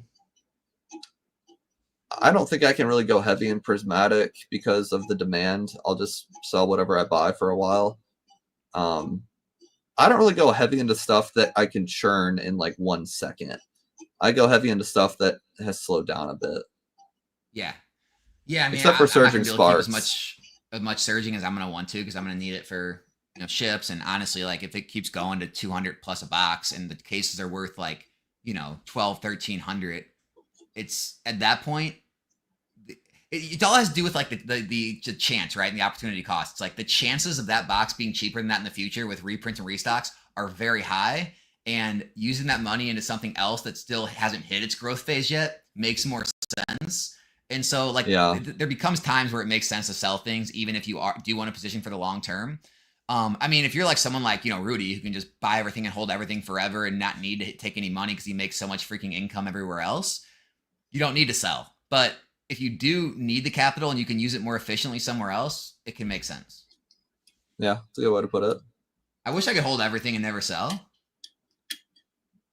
I would. Looks good on a shelf. It's very pretty. Emily's Poke Adventures. What is up, Emily? Hey. Keep up the good work, guys. Emily and Oscar, aka Encore. Yeah, you guys were from the pack break the other night. I'm happy for you guys to get the big hits. I think they got the Crown Zenith Suicune, which was awesome. So congrats on that. Really appreciate the super chat, guys. Encore's a great guy. He's done a lot for our channel. Really? Yeah, he the arcade machine back here. You can barely see it. Yeah, he built that. He builds arcade machines. That. Yeah, he did our charity one, and then he gave me one. It's freaking awesome. I play Emerald on it all the time. So that's who did that for you? Yeah. Oh, I didn't know. Yeah, he's a great dude. So if you need our arcade machine, I think it's is it DJ Encore on Instagram? I don't know. I have too many people on IG that I'm always looking at.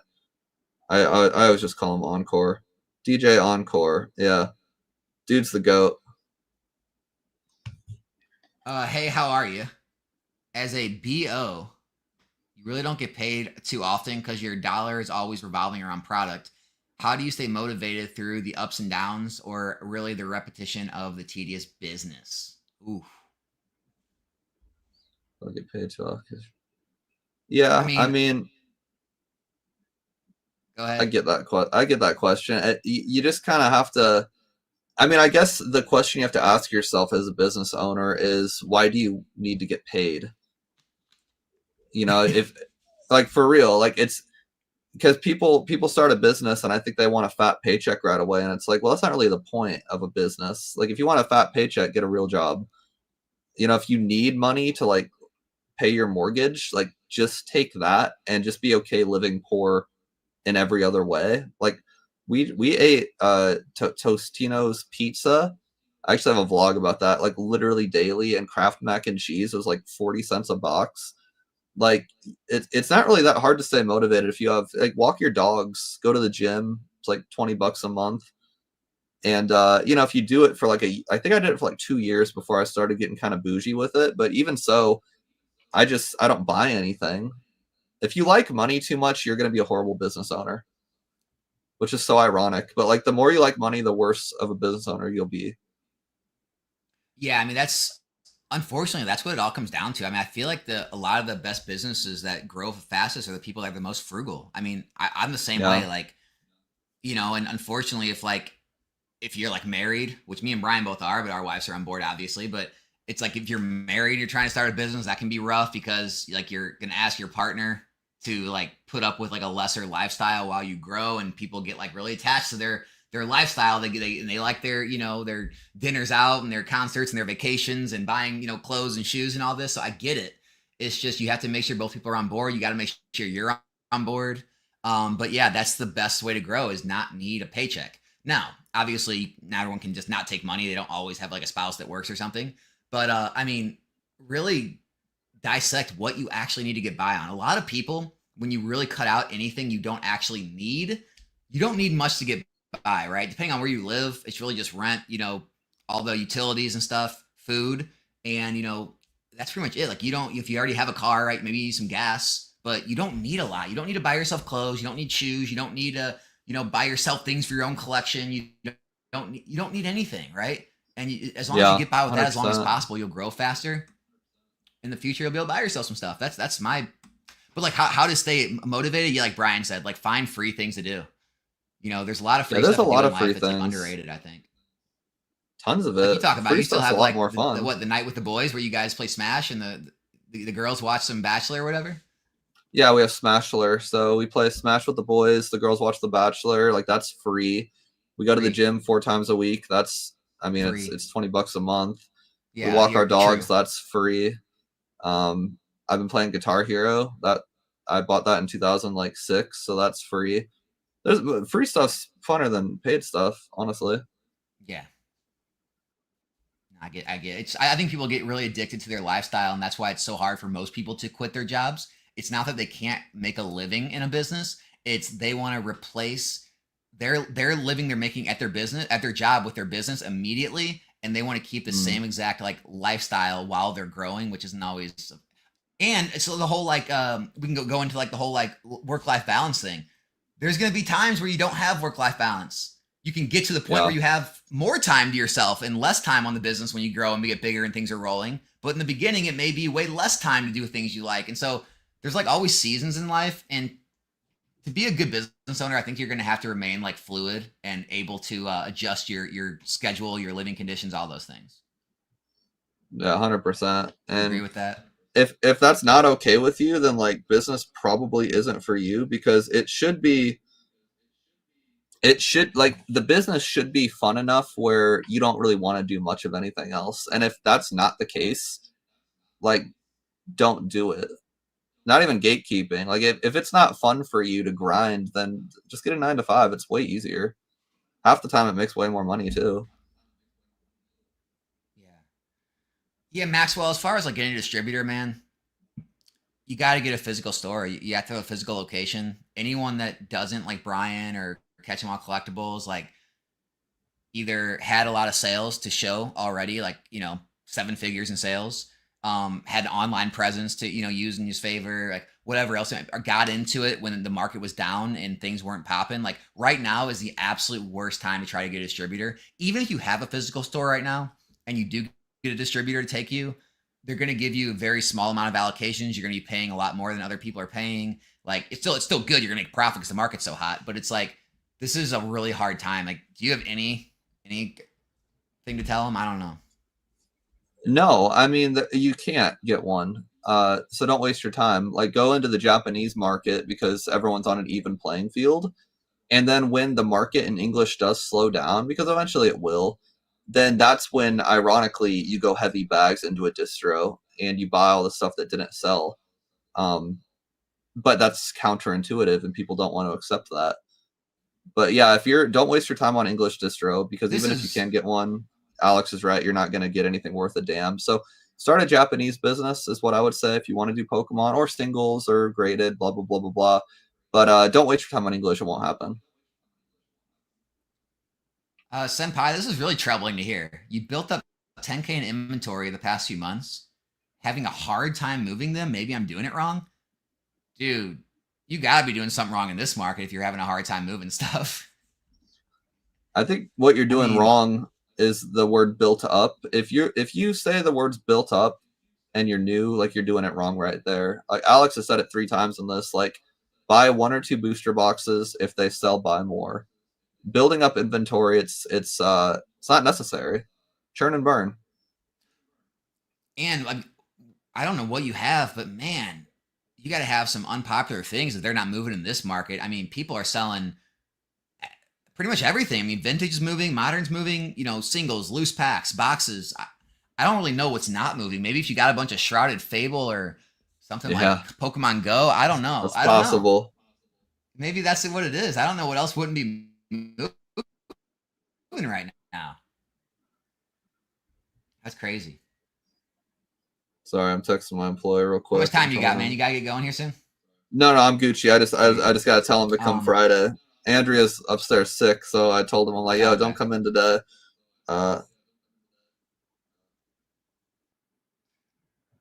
Okay. Sorry, I look like such a douche. Joel, on my phone, my biggest question is where do all these folks get the income to spend on a buttload of Pokemon? So one, a lot of the people you see spending the most money in this hobby are the ones that have been in it a long time. They have profits built up from other plays and investments they've made. They've, got profits built up from running their business. They've got a large like collection that has unrealized gains where they can sell off parts of that to buy, large amounts. Or this hobby's worldwide. Like there was like 900, 1,000 people in here. That's worldwide. And so when you take in the scope of worldwide, how many different careers and income levels there are out there, it doesn't seem too crazy to find, a few thousand, 10,000, whatever people that have, disposable income at the levels to buy a lot. The best thing is just don't compare yourself. Like operate at your level, try to make gains and do well and with your collection at your own level. Don't look at what other people are doing. Good advice. That's all I got to say about that. I mean, Brian, how do you, I mean, obviously there's always someone bigger. There's always a bigger fish, but like the level you're at now, is there anyone that you're just looking at as like trying to compete with or trying to hit like their sales numbers or anything like that you struggle with? When I was new, and I mentioned this in that hour-long video that you showed earlier. When I was new, and I put him in there, Danny Phantom made a post. He sold 300 booster boxes in one day. I think it was a new release, like a pre-order. By the way, you're super glitchy on my side, so like if I am glitchy on your side, let me know. Yeah, you were too. Is it back? I think we're good. Yeah. Are we back? Yeah, you were for a second. I think we're good. Yeah, you were kind of going in and out, but I think we're solid. Well, yeah, I think we're solid-ish. But yeah, he posted a post like, "Hey, biggest sales day yet. We're packing up 300 orders. Dream come true." And that was like 2 or 3 years ago. And I told my wife, I'm like, "Yo, I'm gonna get to a point where I hit 300 orders in one day." And that was the only time I ever compared myself to anyone, and that was more of a goal than like a I'm jealous. And at this point now, there's really no one I don't really care. But I think as far as like the buttload of Pokemon, Yeah. I think if you're in Yeah, I that mean, position where you're asking, it's like I think you need to think: do you know people in real life that have a buttload of Pokemon, or more likely you're watching YouTube? Which in that case, there's a selection bias of no one's making a YouTube channel flexing their one box of Surging Sparks and their two boxes of Seller Crown, which is probably what most people own. No one's doing that, so it's a selection bias thing. It's like, of course, all the YouTubers with thousands of subs have a bougie collection. If they didn't, they wouldn't be on YouTube. So I think don't compare yourself, because you're comparing yourself to like a 0.00001% of the industry.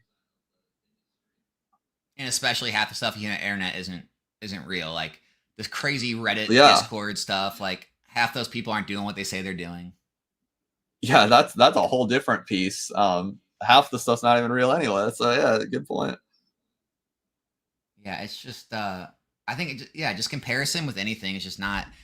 It's you're comparing like unequal like playing fields, unequal outcomes. Like people who have been in the hobby for 5 years, maybe they were more overcapitalized. They have a large collection. They have a large inventory. They have different connections in the hobby. They have access to other platforms they can like either sell on that you don't have access to. They have reduced fees on other platforms. Like there's so many things that you have to take into account when you're trying to compare, and you can't because no one's on the same playing field as anyone else. Yeah, 100%. I mean, I go through it. I'm trying to constantly compete in this hobby. It's not easy. Like there's just a lot of different routes you can take. There's people more successful with you in every single route you do take.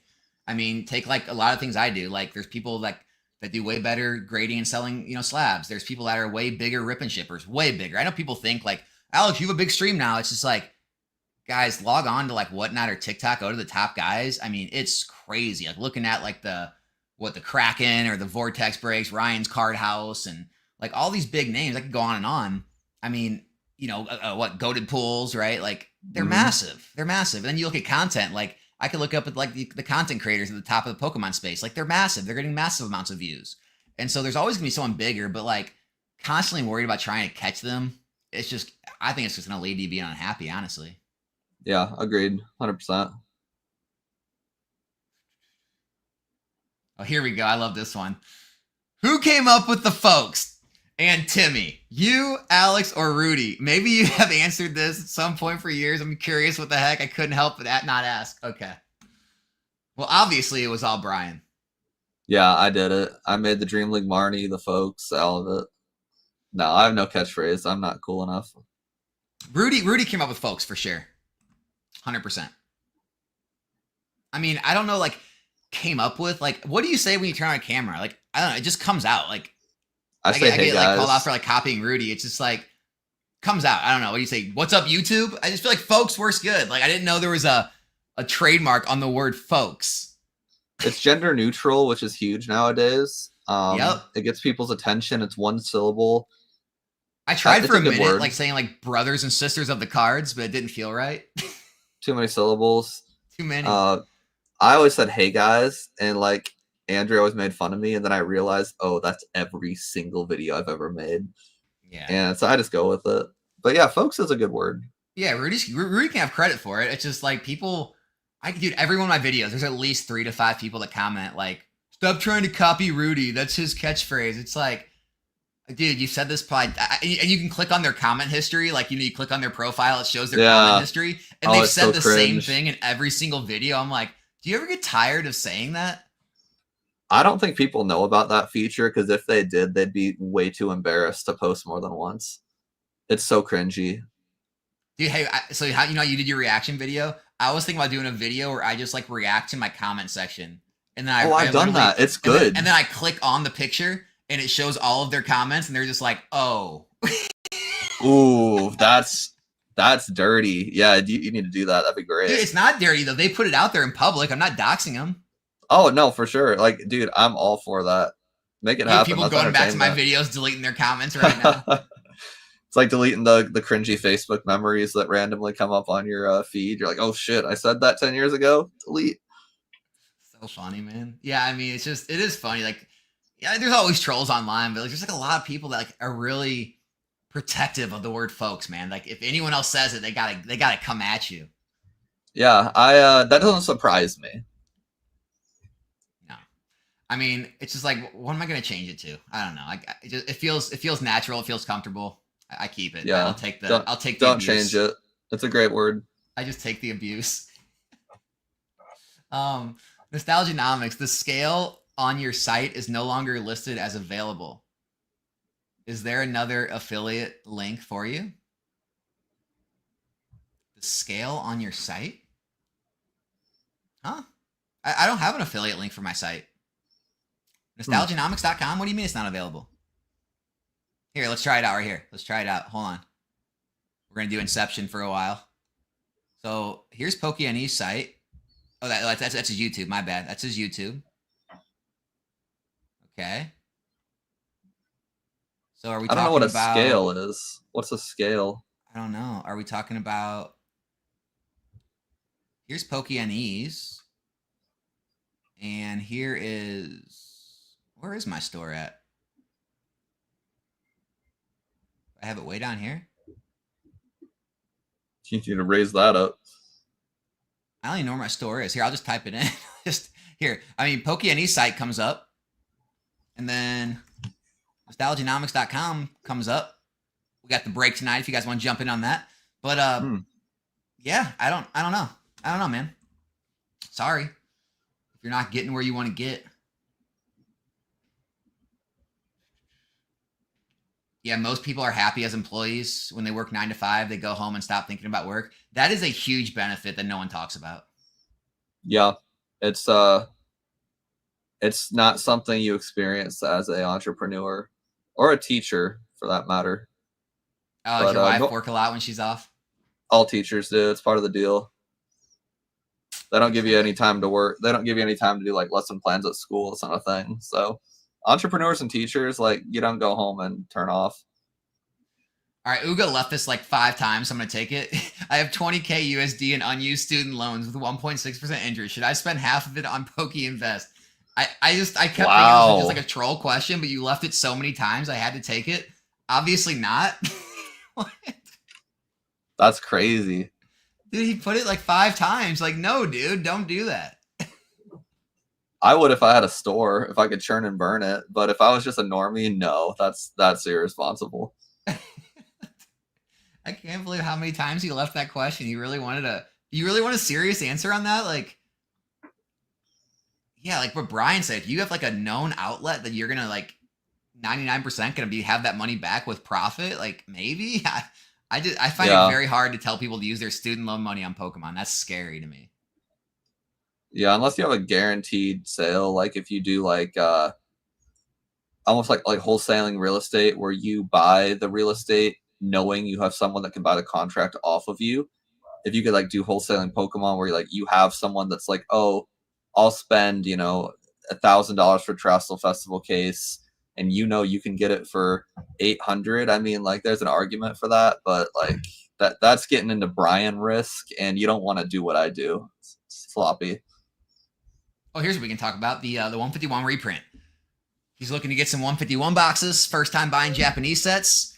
Should we send them to your site, or when's the reprint coming, man? Hold on one sec. What's up? All right.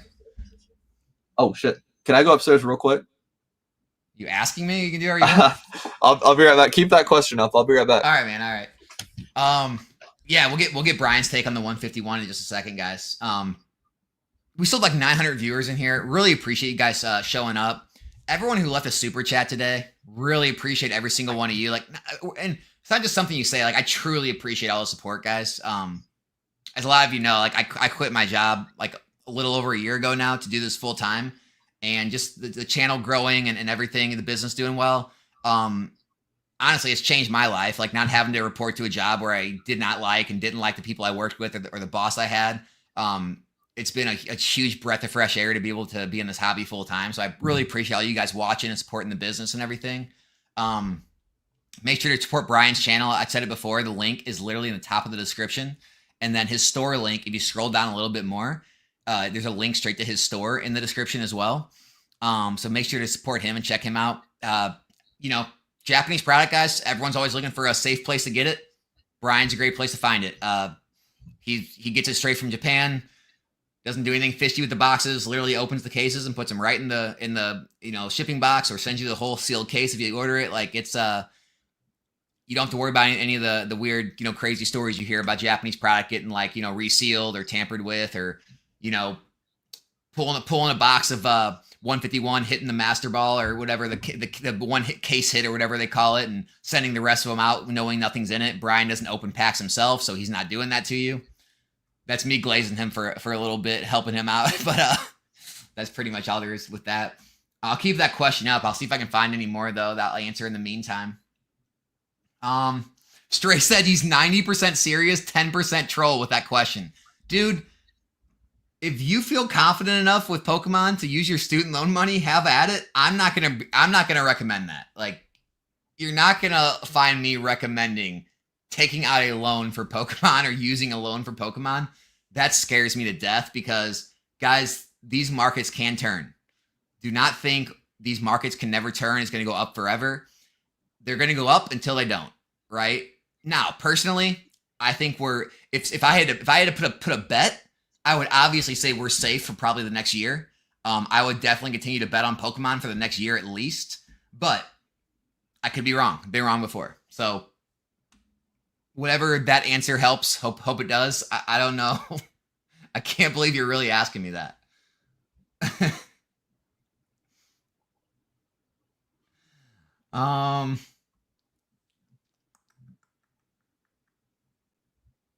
Jake Farmer said, man, the first time I found NN, I hit do not show because the folks and the Timmy comments were so cringe and clearly copies.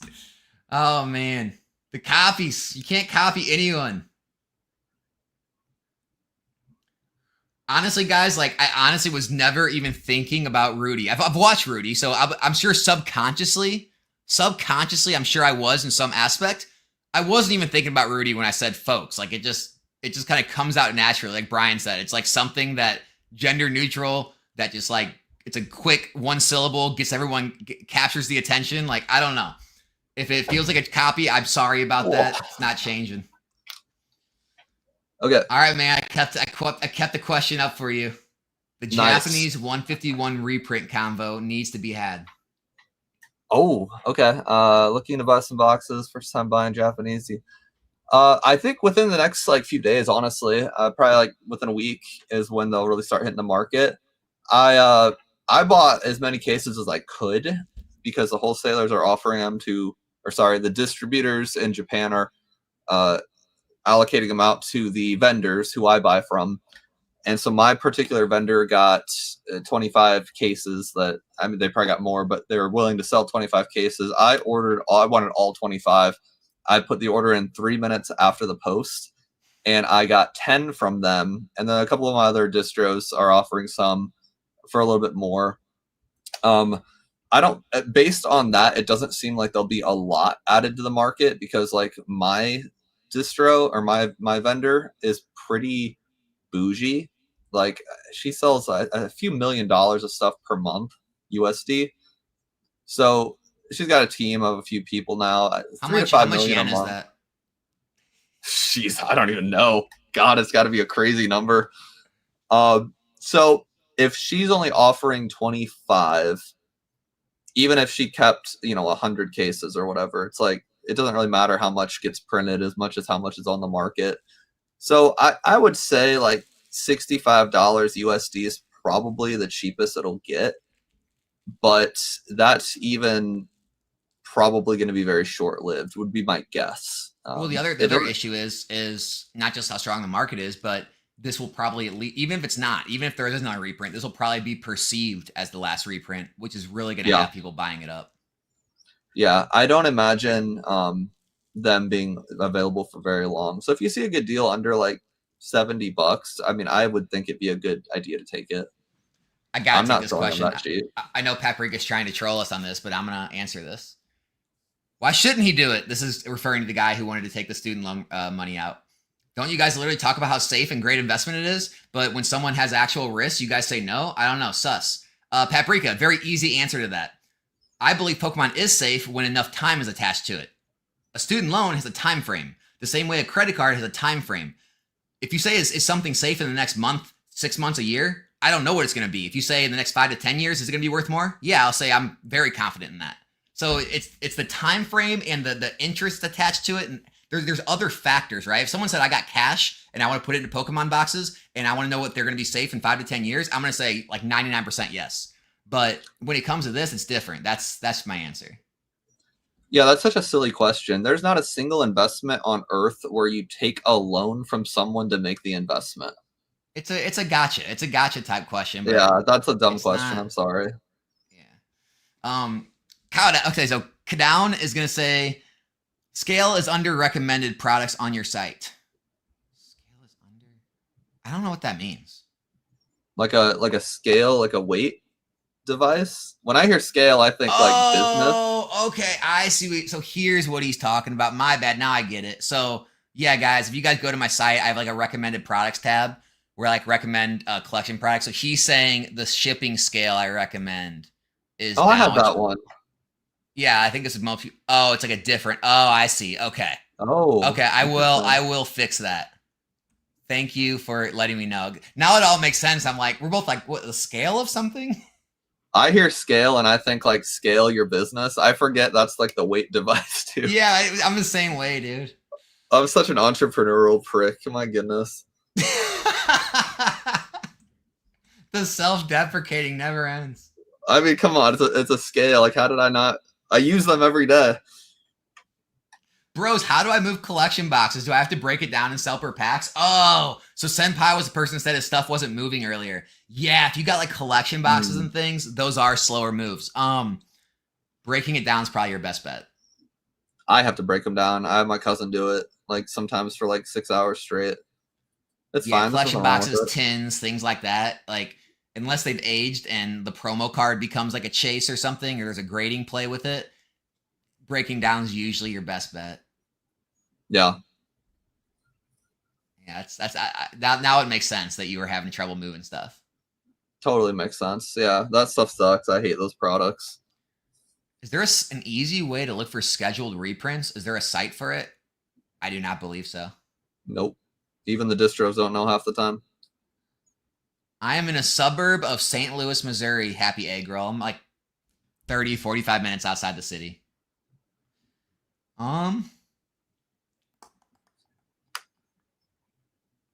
Alex, can you reiterate why you turn boxes over at the $500 mark as opposed to holding and letting them keep rising?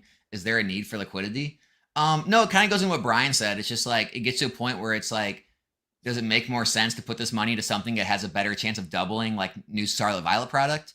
Because, what's more likely for a Temporal Forces or Paradox to go from like 110, 120 to like 220, 240, or for a box that's 500 to go to 1,000?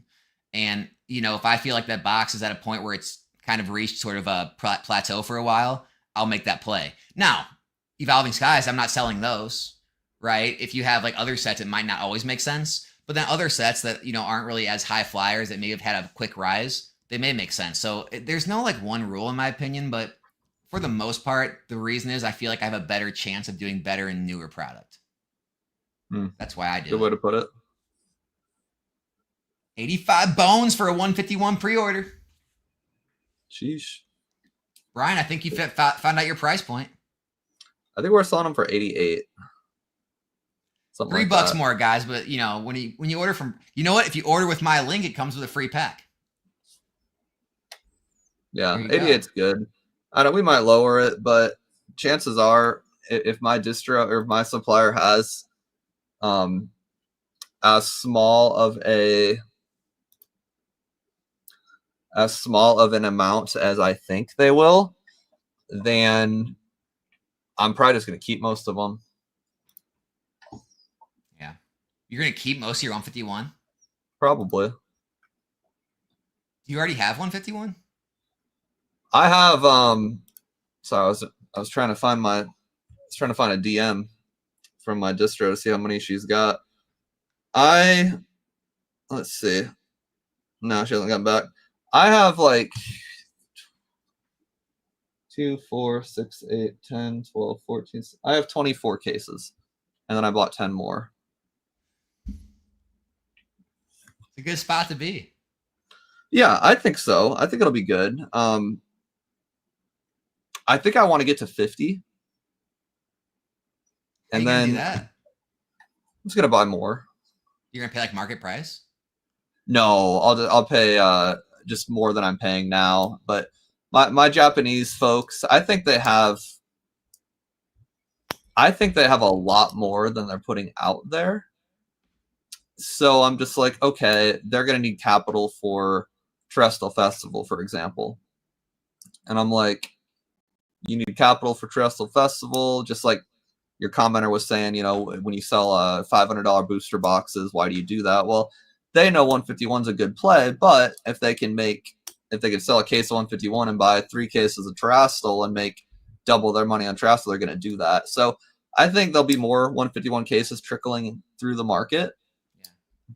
But I think most of them the buck will stop at me and vendors like me. Good point.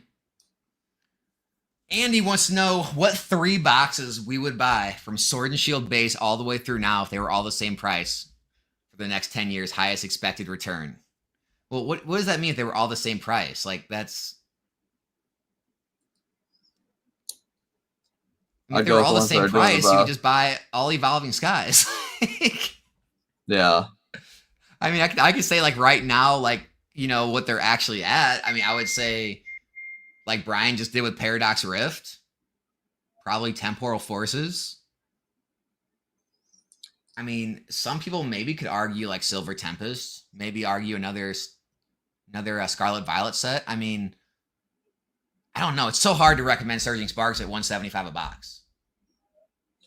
Yeah, Temporal is one of the weirder ones for me.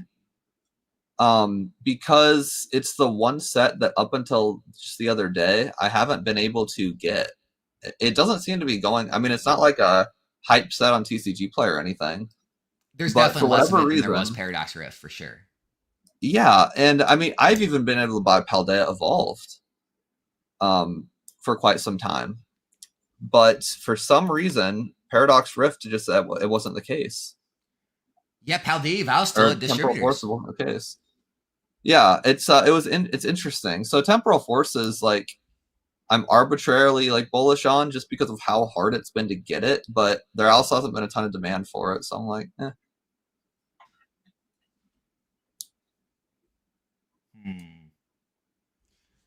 Could be good. I bought as much as I could. Yeah, I'm all for that. Shinru, Brian, why not incorporate holding on to product for longer term and then sell them in the future for your store? Isn't this a way to differentiate yourself from churn and burn stores? He does this. This is exactly what we were just talking about. I 100% do that. And my goodness, let me tell you, it works. But you can't realistically do that until you've been in it for quite some time. Like, I wasn't able to hold on to inventory until just like last year. And even so, I wasn't holding on to very much of it. A lot of people ask me like, oh, you know, how do you have the capital to where you can just hold on to stuff for so long? And I'm like, well, I didn't for the longest time.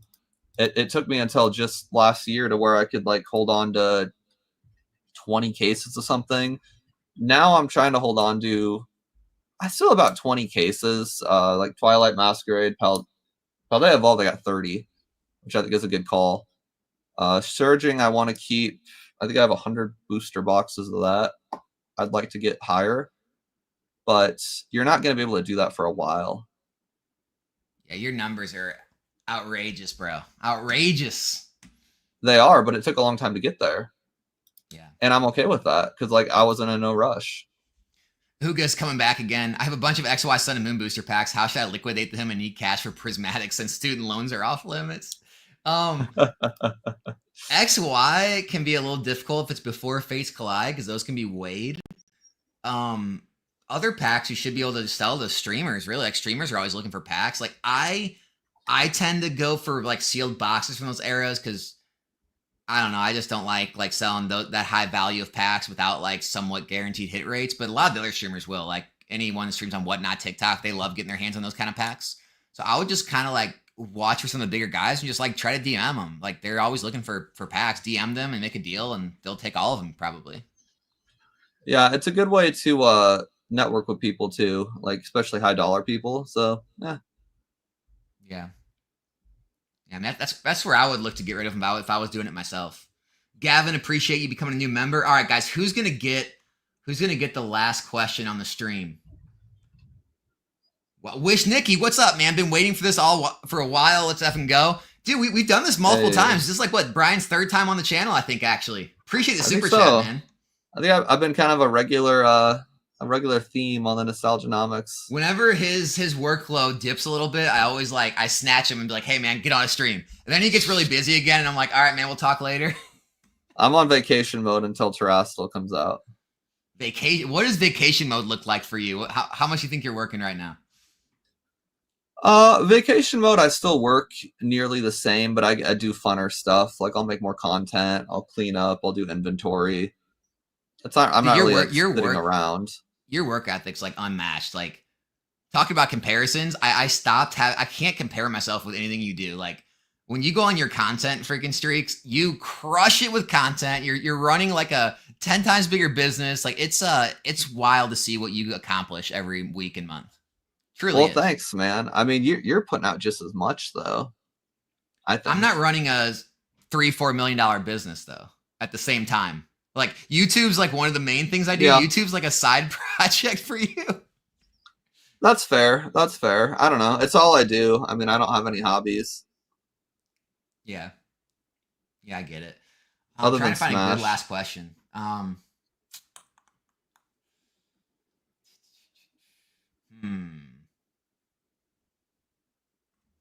I guess we'll just I guess we can just give our take on.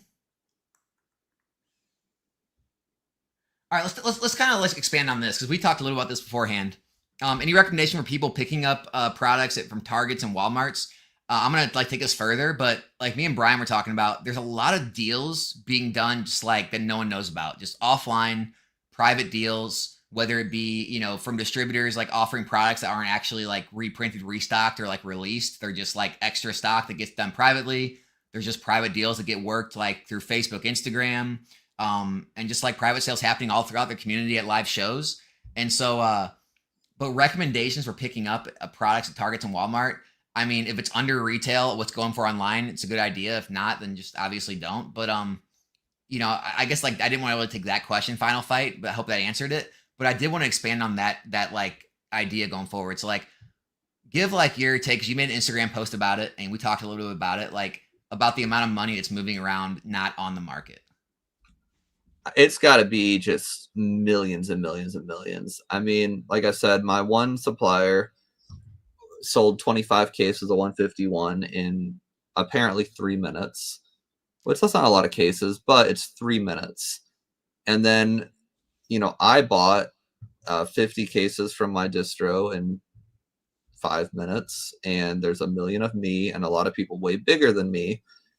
And, I can't even fathom. I mean, that's just one day of traffic from one little store with 2 little suppliers. So I've got a lot more suppliers than this one Japanese person. I've got 2 English distributors, and I'm a small fry compared to a lot of other people. So it's got to be just millions and millions and millions moving that no TCG player doesn't see, eBay doesn't see.